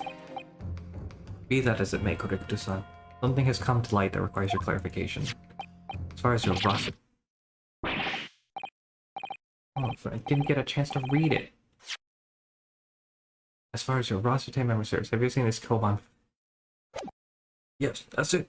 Yes, that's it. That's the one. The very exact one that it is. Oh, didn't notice that. The resplendent, splendiferous Hoei treasure that my rusty bones managed to misplace that fateful day. It can't be. as I thought. Young man, enlighten this decrepit old fool. Put me out of my misery. Where? Where was my treasure? Where was it dropped?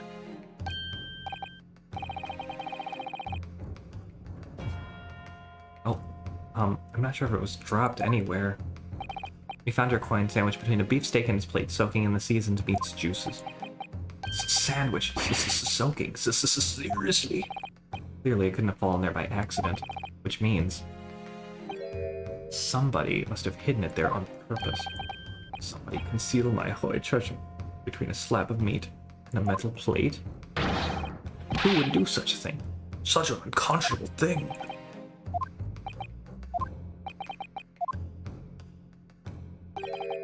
Excuse me. Could I say something?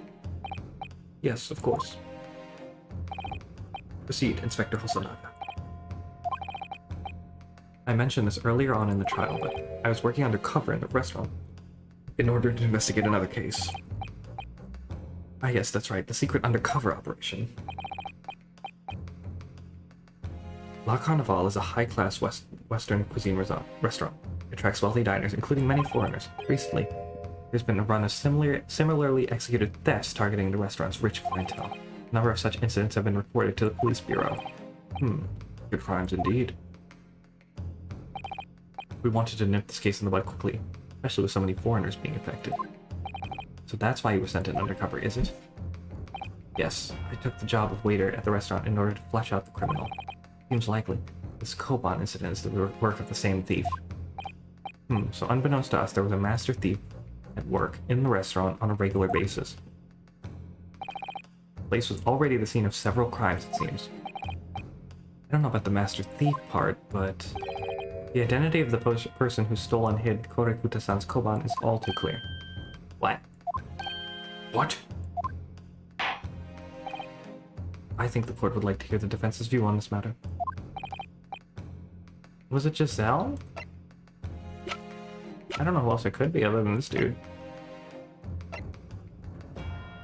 If it ended up under that stake, it had to be good. Yes, seems like a likely candidate for a Koban thief. Oh.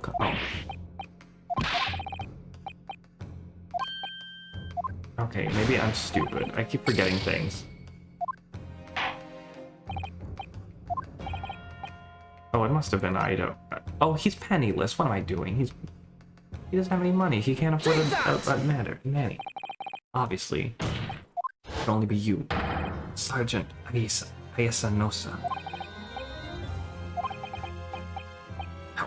How dare you, you monster! Monster? I stole that Koban, did I? I'm the master thief of La Carnival, am I? You're seriously accusing me of these crimes, cadet? But it wasn't me, it was Ido. Ido is the master. No way.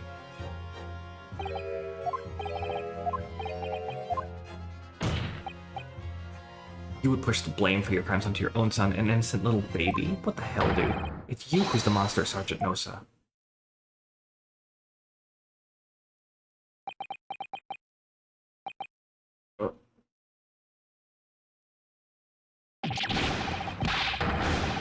Not doing it. Flippity-clop, flippity-clop, flippity-clop.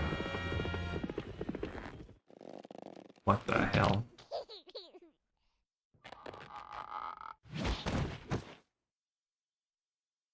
What the hell? Nippon Imperial Army, Sergeant Ayasa Nosa. Prepare to stand down in the spring court, sir. What the hell?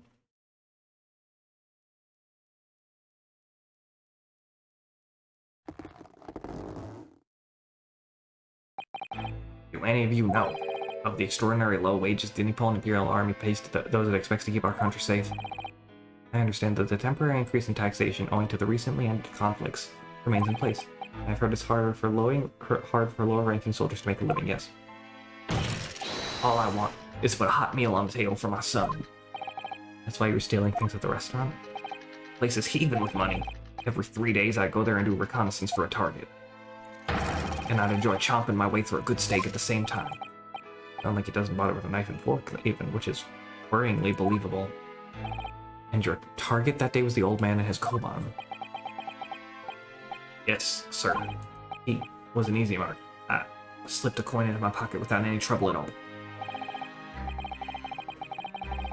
A veritable phantom thief you are. I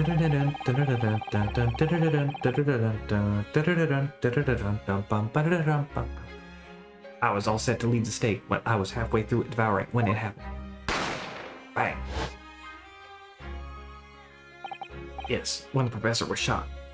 Yes, when the professor was shot. I knew if the police conducted a search and found that coin in my pocket, I'd be finished. I'd owe too.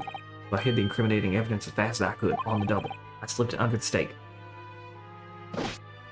hoping that I'd be able to rendezvous with it again at a later date.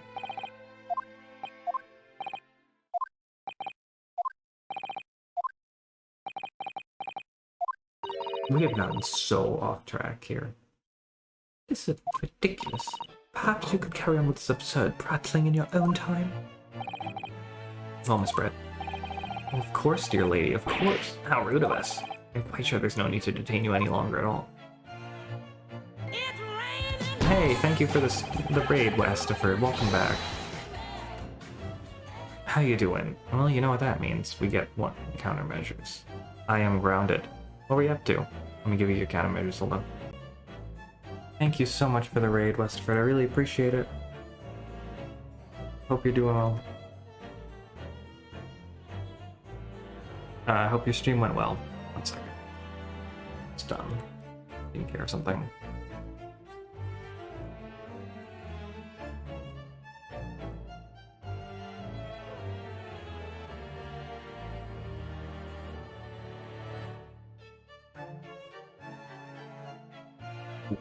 Okay. May the esteemed gentleman please be excused, Your Excellency. Indeed. The theft of the Koban was clearly perpetrated by this baby saddle sergeant, who would certainly appear to be unrelated to Dr. Wilson's murder. No, but wait a minute, that means that it's the wrong stake. Hiding a coin under a lump of meat? The sheer nonsense sounds of such an idea astounds me. Nonsense, is it? Well, oof. And as for picking up his steak and biting into it without using a knife and fork, it's beyond nonsense, it's beyond madness. Very well.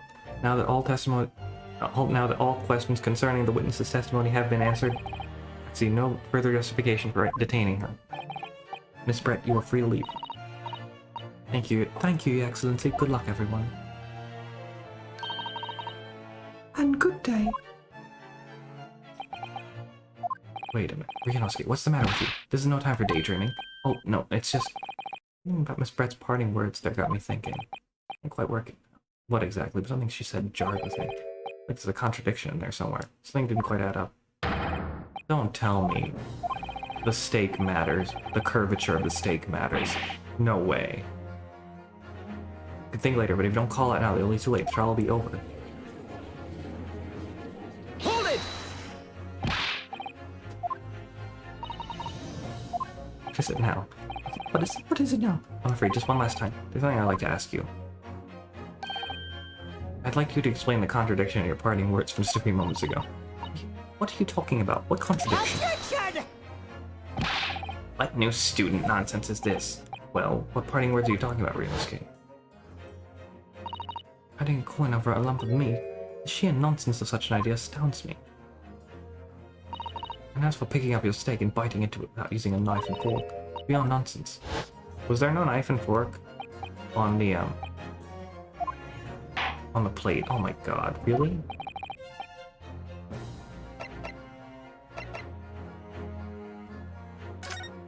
No, there was. Okay.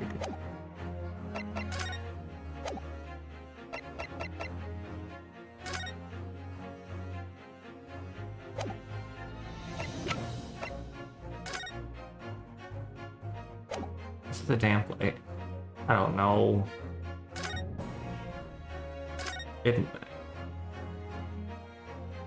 No, I didn't want to look at the Koban again.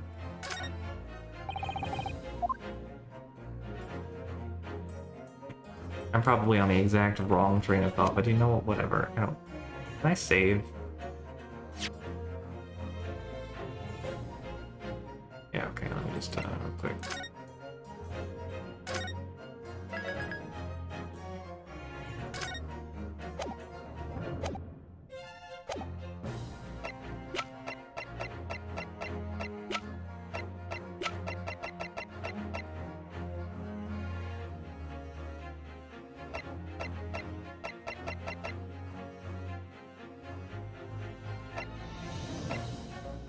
I have to look at all this again because I don't remember.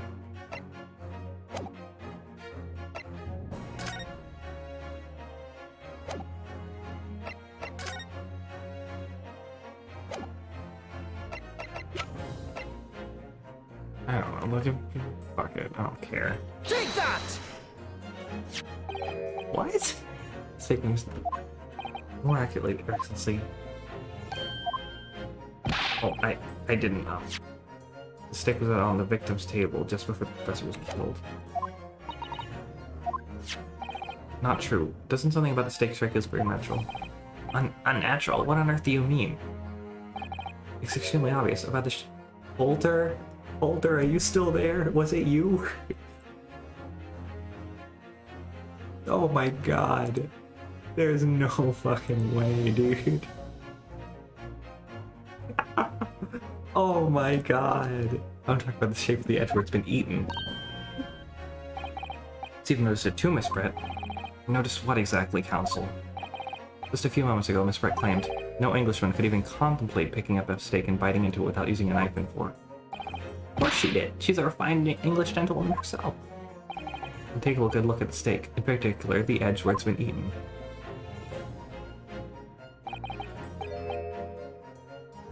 Oh, there are teeth marks. Yeah, okay. I didn't see those before. As you can see, barbaric teeth marks there. Oh. Ah. Looks like Miss Brett has realized something. So, if the witness, as she claims, wouldn't contemplate eating anything without using a knife and fork, there shouldn't be teeth marks in the steak at all. But what is your actual point? That's a door. Oh, whatever you say, dear lady.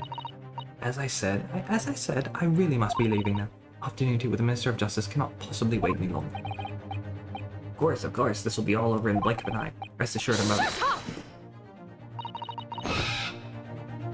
I've heard enough, you irritating little spectacled samurai relic. Of course. Dear lady! What's the matter, Miss Brett? Have we rustled through your feathers?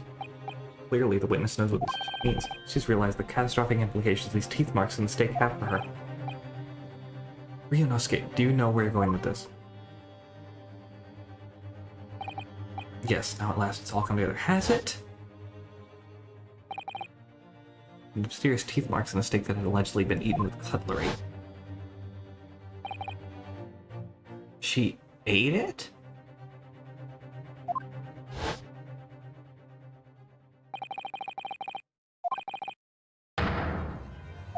What? Hold on, I think I missed a step here. Everything, Your Excellency. Hold on. Everything. Yes, I believe these barbaric teeth marks in the steak here amount to conclusive evidence in this case. Evidence that will prove beyond any doubt who shot Dr. Wilson. Conclusive evidence? How many times have I heard that today? You wouldn't know the meaning of the phrase, typical Japanese empty threats. How can you be so sure? Oh, it's quite simple. You really had such conclusive evidence you would have presented it to the court long ago. Actually, the evidence I'm talking about hasn't been brought before the court yet. It hasn't been... what? Just because it hasn't been shown yet, doesn't mean the evidence does not exist. This is absurd. The trial has run several hours already, and you say there's evidence yet to be brought forward? There can't be. I don't believe you have it. I don't, but there's someone who does have it. Someone in this very courtroom. Did her bird eat it? I don't know. The person is willing to submit the piece of evidence I'm referring to. It will solve every remaining mystery about this case. Very well. I have a feeling this will be my last request of the defense in this trial. Giselle? I don't know. She's 24, huh? What am I? Oh, I don't know. Okay, but I'm 23. If he's 23, I'm 23.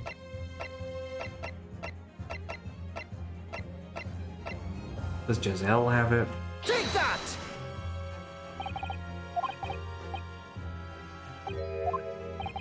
Okay, it wasn't Giselle. It was either Giselle or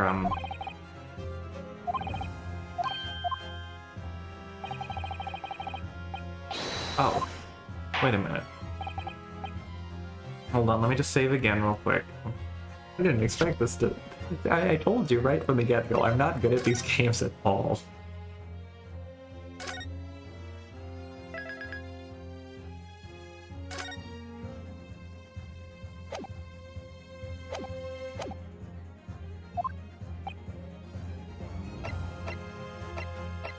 It's either, I think it might be you.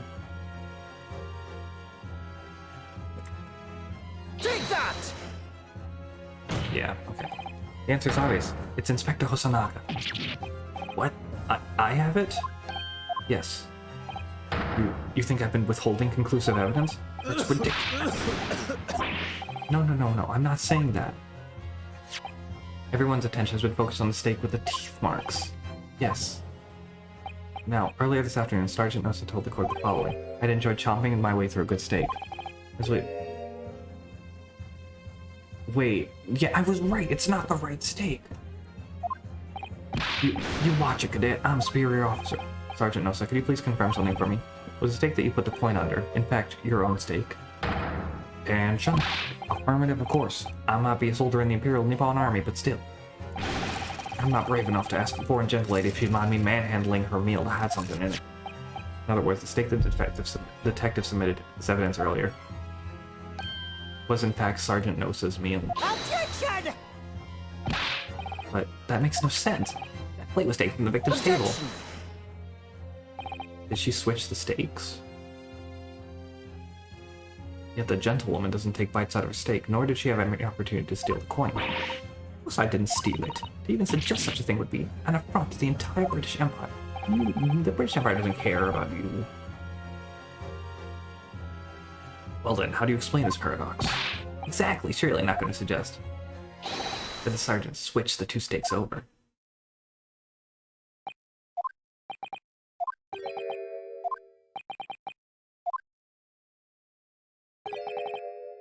You did switch the plates? Well, after it happened, when I saw the civilian had been murdered right in front of my eyes like that, I panicked. As I said, I immediately lifted my stake and hit the coin underneath it. But when Ritter announced he was an undercover policeman, I thought he'd had it. If he decided to investigate my slab of meat, yeah, I'd be getting my marching orders. So when the cadet here was arrested and taken off this kitchen, I seized my chance.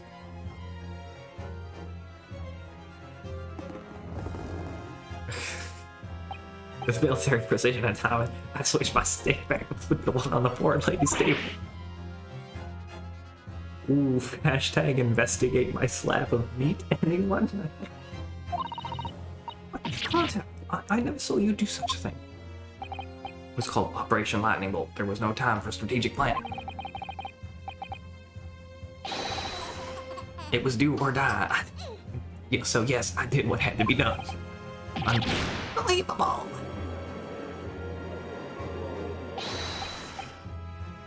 However, fear not, Prosecutor-san. Right now, I swear on the brass buttons of my uniform, that is all I did, sir. Yeah, that's gonna be the phrase message. All you did? That's plenty, Sergeant. Yes! Yes! So, if Sergeant Nosa switched the plates over, it means he took Miss Brett's steak, and the plate it was on, back to his own table. Yes, that follows. That tracks. Inspector Hosonaga. Yes? Early in this trial, you told the court this. You said that you not only taken Miss Brett's steak after the incident, but also the sergeant's. That to preserve evidence, you had taken both. That's correct. That's correct. Then please present it to the court now. The plate that was actually on the victim's table at the precise moment he was shot. Shut up! What can that possibly tell us now? Oh, here we go. I think this is the pursuit theme. What can that possibly tell us now? I mean, a cold slab of tough meat? It doesn't have the slightest bearing on it. Objection! No, you're not wriggling out of your way out of it this time, lady. I beg your pardon? Surely you're not that forgetful. Surely you remember the reason why the steak pan promises to prove such a problem for you. No? You're the ones who decided it was a problem, not me. The reason the defense asked to see that plate was to confirm something the defendant remembers seeing. thinks he remembers. Quite sure of what I saw, Miss Brett. On the side of the plate that was on the table directly behind Dr. Wilson, there was a clear spattering of blood from the gunshot wound to the victim's chest. I believe the defendant's memory serves him well. Now we have the evidence to prove it. The plate you were eating from, Miss Brett. Let us not prolong this any further. Inspector E will show the evidence to the court. Present the beefsteak and the plate that was originally on the victim's table at the time of the incident.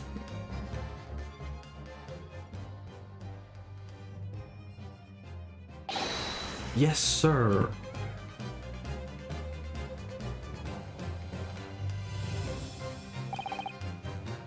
Sorry for keeping you. There it is. Here is the other steak and the plate. Please feel free to examine it. Am I gonna have to point at this? Blood stain. It's clearly visible. Look! Yes! Yes! Now this makes everything clear. The blood you can see on the side of the plate shows you that the moment the victim was shot, he was facing the table with his back to me.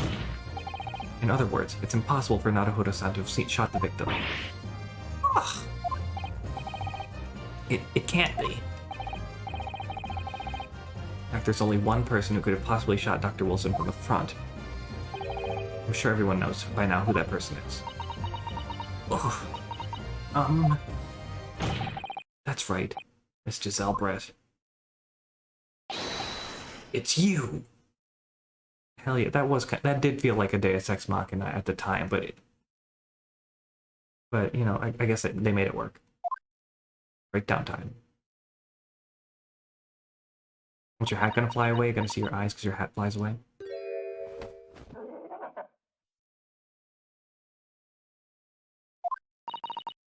Outdone. Japanese? Me?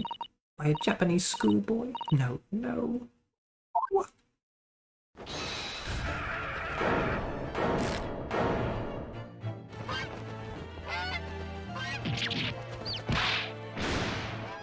I was gonna fly around with her on. I'm not screaming.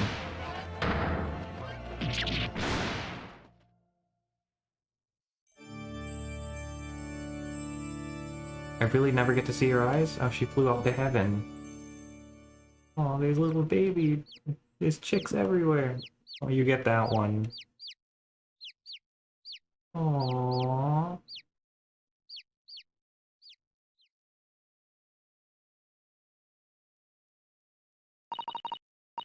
Please excuse my little outburst. I briefly lost my composure.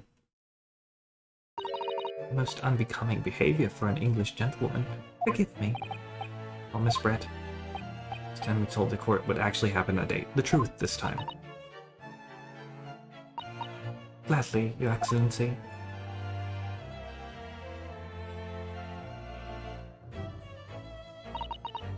It was I who took the professor's life using curare. As you surmise, that chose that particular day for one very important reason. The professor had a dental appointment for the extraction of one of his teeth in the morning. So you plan to kill the professor knowing that no trace of poison will be found in his water, because curare is unheard of here in Japan. Yes. Of course, I never intended to remain at the restaurant for as long as I did. I only needed to see the professor take one tiny sip of his water and it would be all over. I would place the steak I ordered in front of him, make it appear as though he had been dining alone, and leave immediately. However, I love her theme song. Before any of that happened, there was an unexpected visitor at the professor's table. That would be me, I suppose. Yes, you. Who else? It's such a trifling matter. The fact that you decided to come over to greet the professor meant that I had lost my chance to slip away unnoticed. In due course, the professor took a sip of his water and was paralyzed. I made sure he was sitting in a chair such that he wouldn't fall. There was no going back at that point, so I concocted a plan on the spur of the moment. I planned to pin Dr. Wilson's murder on this innocent man. I happened to know the professor always carried a gun. I decided to use that fact to my advantage. I had the bottle of curare in my handbag, and my own pistol concealed under my skirt. Can we see? Yes, I am very much enjoying it, Dishna. How are you doing? So I was right, there were 2 guns. Yes. And then I finished my coffee and got up to leave. That's when I noticed the professor's gun, which you presumably placed on the floor. Placed where you were sure I would notice it. And everything went according to plan. You noticed the gun as I'd intended. You noticed the gun as I'd intended. Then, just as you bent down to pick it up,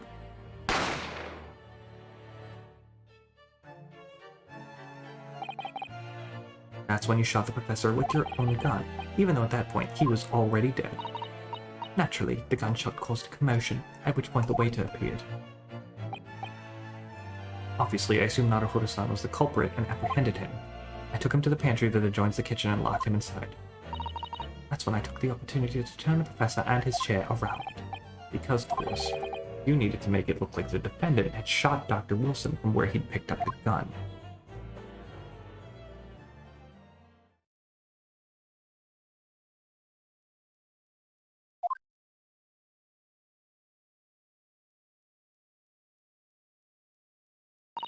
So there you have it.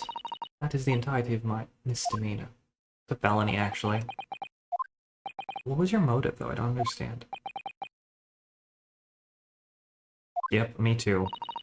Your Excellency? Yes? I wonder. Might I speak with you in private later? I shall call on you.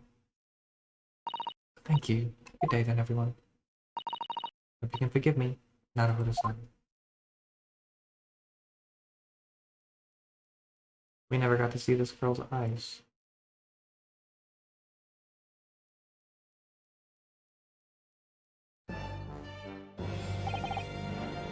It would seem this trial has finally run its course.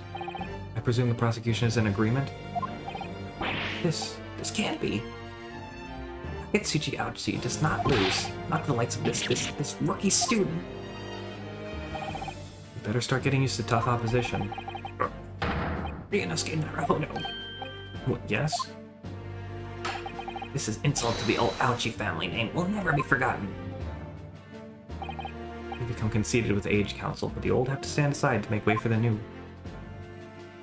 Get him, girl. Drag her. It's the way of the world. May you never forget that.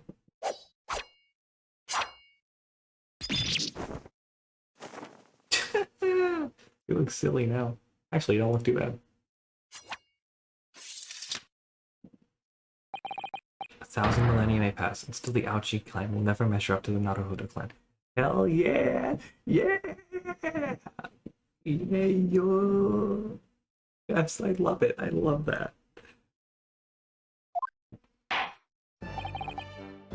And they even referenced wincing in pain earlier.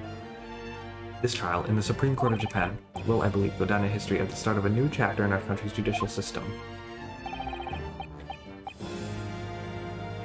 Despite being summoned as the accused, you, Ryunosuke Naruhodo, presented an excellent case. I thank you, Your Excellency.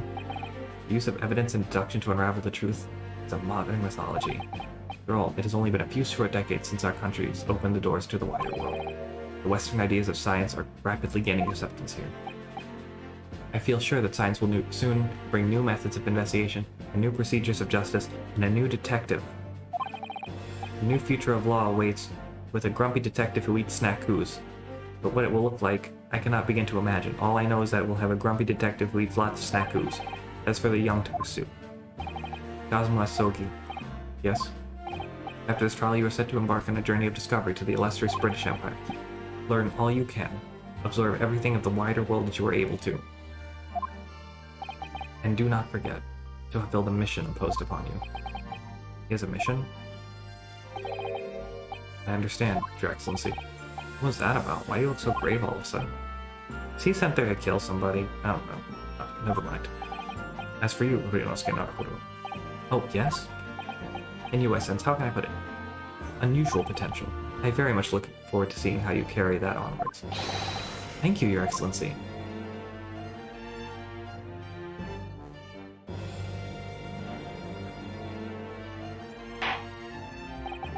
It's time to deliver the final verdict. I hereby find the defendant, Ryunosuke Naruhodo, not guilty. Yes!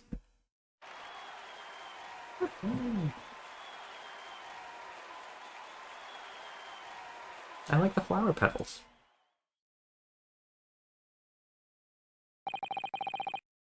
My favorite post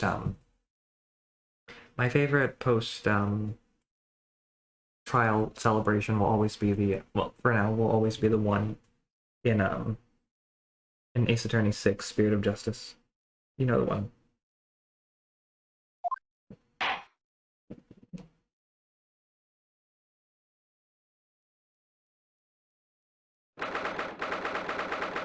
November, 2:46 p.m. Supreme Court. I can't believe it. I can't believe what's happened. I made it. I defended myself and made it through that horrendous trial. Ryunosuke. You finally pulled it off. Congratulations. Well, I couldn't have done it without you. Thank you, Kazuma. No, it was a pleasure to watch you at work. You owe me an extra large sukiyaki from the place on Yomei University Street. Don't forget. Good afternoon. Good afternoon. All of your hard work has certainly paid off. I'm sure. No, okay. Congratulations to both of you for proving Naruhodo-san's innocence. Ah, our trusty judicial assistant. He works hard for that result too, you know. Oh no. He didn't do anything. Thank you so much. If we hadn't had that research report of Miss Brett's, I don't know how things would have turned out.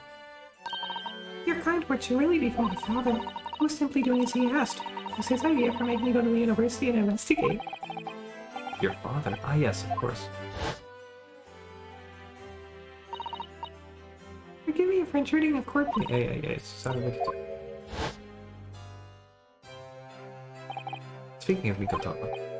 Ah, there you are. I believe congratulations are in order.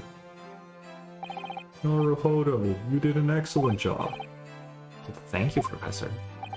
Oh no, it is I who should be thanking you. After all, your efforts exposed the true criminal that took the life of my good friend. Good friend? Oh yes, you mentioned that before. It was you who actually invited Dr. Wilson to Yomei University, wasn't it? Yes, that's right. Professor Mikotomo studied overseas himself. He went to study forensic medicine in Great Britain. Dang it, Susato. Presumably that's when you met Dr. Wilson? Exactly. In those days, we worked together in the same hospital. Oh, you worked together? I never heard you mention that before. Well, it was a long time ago now, besides. Your turn, Asogi. Great Britain is a magnificent country. It leads the world. In science, medicine, engineering, culture, and of course in law. Watch and learn, my boy. Wait to see what's happening in the world's largest melting pot. I will learn all that I can. Yeah, melting pot of, not really. Of cheese, maybe. Sorry, it's the spirit of the Asogi clan. You're not taking that sword to Great Britain, are you? Of course I am. You'll never make it through customs, dude. Japanese man's katana is his soul. This blade shows me where I need to go. And cuts down anything that's in my way. Yes, I've definitely seen how sharp it is already with my own eyes. That reminds me, what's happened to the woman? To Giselle Brett, I mean. After all, she's guilty of murder. Oh yes, her. Not easy to tell you, but what do you mean? Surely she's going to face trial herself now. She's the true culprit after all. No, she's not. She's British. She will be leaving Japan in the very near future for Shanghai. What? Shanghai? What? Giselle Brett will not appear in court again in this country. I'm certain of that. What? But why not? It's a matter of consular jurisdiction. It's a matter of consular jurisdiction. Inspector Hosonaga. It's a hard-fought battle in the courtroom today. Very impressive to watch. Must congratulate. But what's all this about consular jurisdiction? We cannot try this particular foreigner for her crimes here in Japan. What? We can't try her, but then who? Who's going to bring her to justice?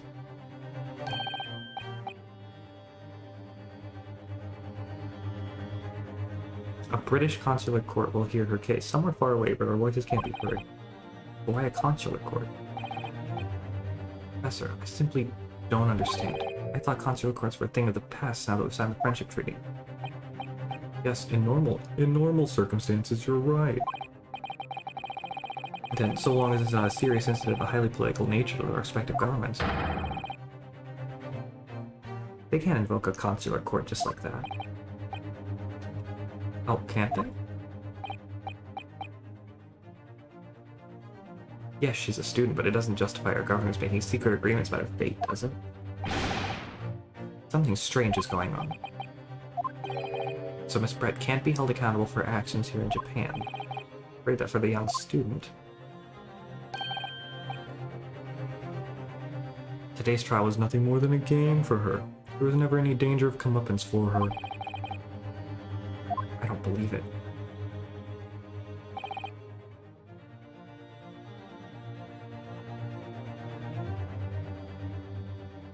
The British government's Foreign Affairs Ministry has demanded that we hand over custody of Miss Brett. They're obviously taking this case of a foreign student committing murder very seriously. But it's all going to change from now on. We can make it change. This is a time of great turmoil, this new era heralded by the start of the 20th century. One day, I have no doubt, that woman will receive the judgment she deserves. Yes, change is coming, and we're the ones driving it. Well, I think that's enough seriousness for now. This evening calls for a celebratory drink. Oh, hell yeah. The professor. You're right, this is no time for gloomy faces. She did need to get Nene on. You're correct. You already know what it is. No, we don't, Silent Toby. We should be celebrating Ryunosuke's not guilty verdict. Let's start having some fun. In that case, might I suggest Le Carnival? The head waiter, I would be delighted to provide you with ample food and drink. You're a detective, Hosonaga-san, aren't you? Let's not worry about details for now. The La Carnival, will you accompany us, Professor? Of course, La Carnival's food is second to none.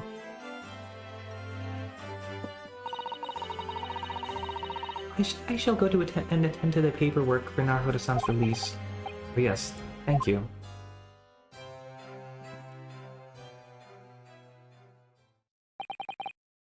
Since Giselle Brett won't be tried here, suppose that means I'll never know. Never find out why she killed Dr. Watson. Kazuma. Yes, Ryunosuke? I just want to say thanks again, that's all. You really saved my skin today. I didn't do a thing. You were the lawyer in there, weren't you? The defense was all your own work. Your skills made the difference, though. One day, I'll bet you'll be the best lawyer in the world. I'm not so sure about that. To be honest, something kept occurring to me over and over again during that trial. I couldn't help thinking that you're the one destined to become a great lawyer, not me. What? Come on, be serious. If I helped you today, it was only right at the very start of the trial. But you have a natural talent for it. For being a defense lawyer, I mean. Oh no, not me. All that tense verbal combat? I never want to go through that again. I just did what you told me to, that's all. Because I knew I could trust you. That's the point. Sorry? What do you mean, that's the point? Listen, Ryunosuke. You know what the most crucial weapon is that any lawyer needs in order to win? Knowledge of the law? No. The ability to believe. To believe? To believe what? A defense lawyer has to fight for his clients. He has to believe them at all times. Like you believed in me when I said I didn't do it. I'm human, just like you. I don't have some superhuman ability to know the truth. But you have to make a choice about what to believe in and stick to it when you're defending someone. Sometimes in the courtroom, you can really be backed into a corner. Being able to remain faithful to what you chose to believe in even then. Well, that's not something that anyone can do. It takes a special kind of person. Believing your client. Just look at today's trial. I'm a student lawyer with precious little real experience, but you never stopped believing in me.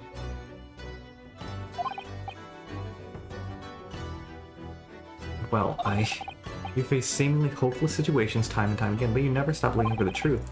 And in the end, you found it. Through your own efforts and because you never stopped believing in me. Thanks, Kazuma.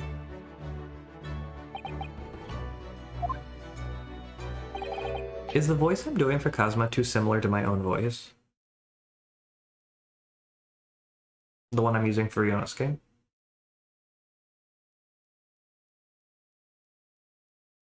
There's something I want to ask you, actually, Ryunosuke.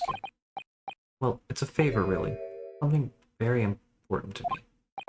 It sounds serious. What is?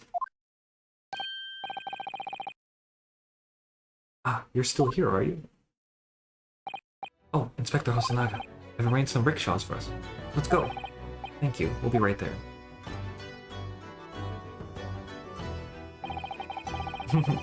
Well, no, because I'm using my regular voice for Ryunosuke, but I'm using...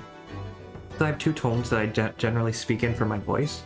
So I'm using a lower one for Kazuma, and I'm trying to use a higher one for Ryunosuke, and I don't know if that's coming across. That's all. I just wanted to know that. Let's pick up this conversation again later. We should be celebrating right now. Your first court victory. And your study tour to Great Britain, don't forget. Ah, yes, that too.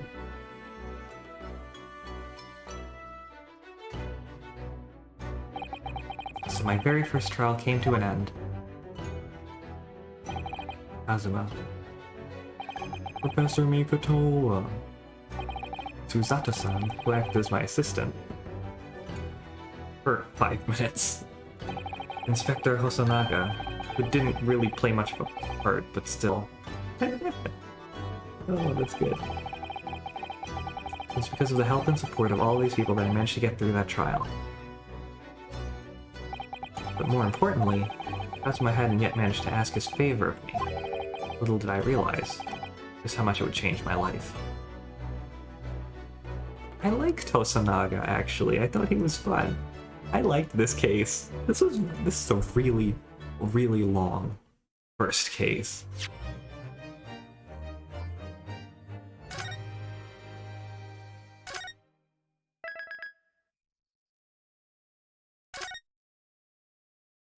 This is a great opener. It was very interesting. It wasn't a reverse whodunit. I mean, it was pretty obvious that the British lady did it, that Giselle did it, but it didn't tell you that in the beginning, so it leaves you in the beginning with a little bit of you know, you when you're starting it out, you're like, wait, who did do it? Like, I don't know. Yeah, it was really fun. This game seems like it's going to be just so fun.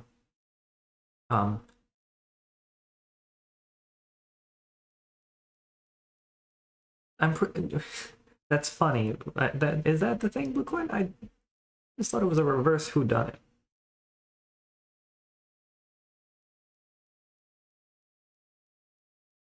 Oh, yeah, Apollo Justice has the best opening case in the series. That, no questions there for me. But or no objections there for me. But this case was really fun. I liked all the characters. I thought they were very interesting. It was really fun seeing Ryunosuke be just this childishly amateur defense attorney and blossom into like actually competent. It was really, really cool to me. Yeah, but go ahead. I'm just going to talk about this for a little bit before I find someone to raid. Normally I would go later, but I don't think I want to start the next case right away. You know what I mean? I would only go for like another hour, and I don't think we'd make any headway, and I just forget what is happening. So I think it's best if I start next Friday on a fresh stream. So, oh, I could view the cutscene, yeah. So this is that. Is this one of those ones where I can play any case I want?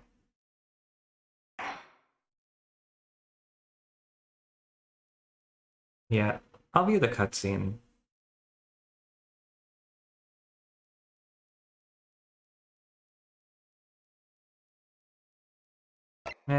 Maybe I'll save it. I don't know.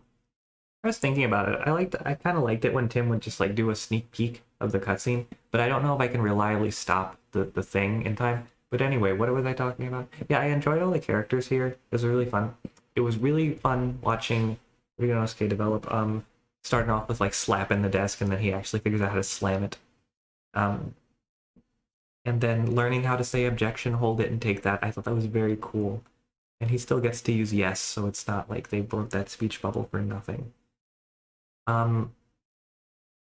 I don't know if we'll see any more of Giselle Brett, but like I wouldn't be surprised if she comes back somehow. We didn't see her eyes. Yeah, his eyes dart less often and he becomes more sure of himself, and I think that's really cool. So I will stop here and let me look for somebody to rate before I end all this. And the next time we will come back with the adventure of the Unbreakable Speckled Band. That's quite the title. Okay, computer. Okay, computer. Here we go. Thanks, bud. See who's live right now.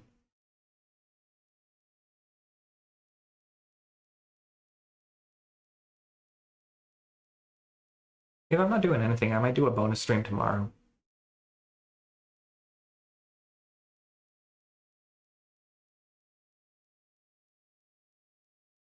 Oh man, there's that big race going on between Meds, Liam, Jake, and Maniacal. The Sonic race. Maybe we should just raid them. So yeah, let's do that. And you know, smile timers. I'll probably raid Meds or something. We're gonna do what was it again? Hashtag examine my investigate my slap. Thank you. Yeah, investigate my slab of meat.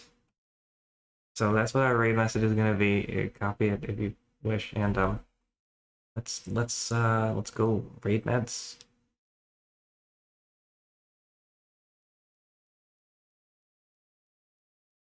They have a Khadgar link, so if raiding one is basically like raiding them all.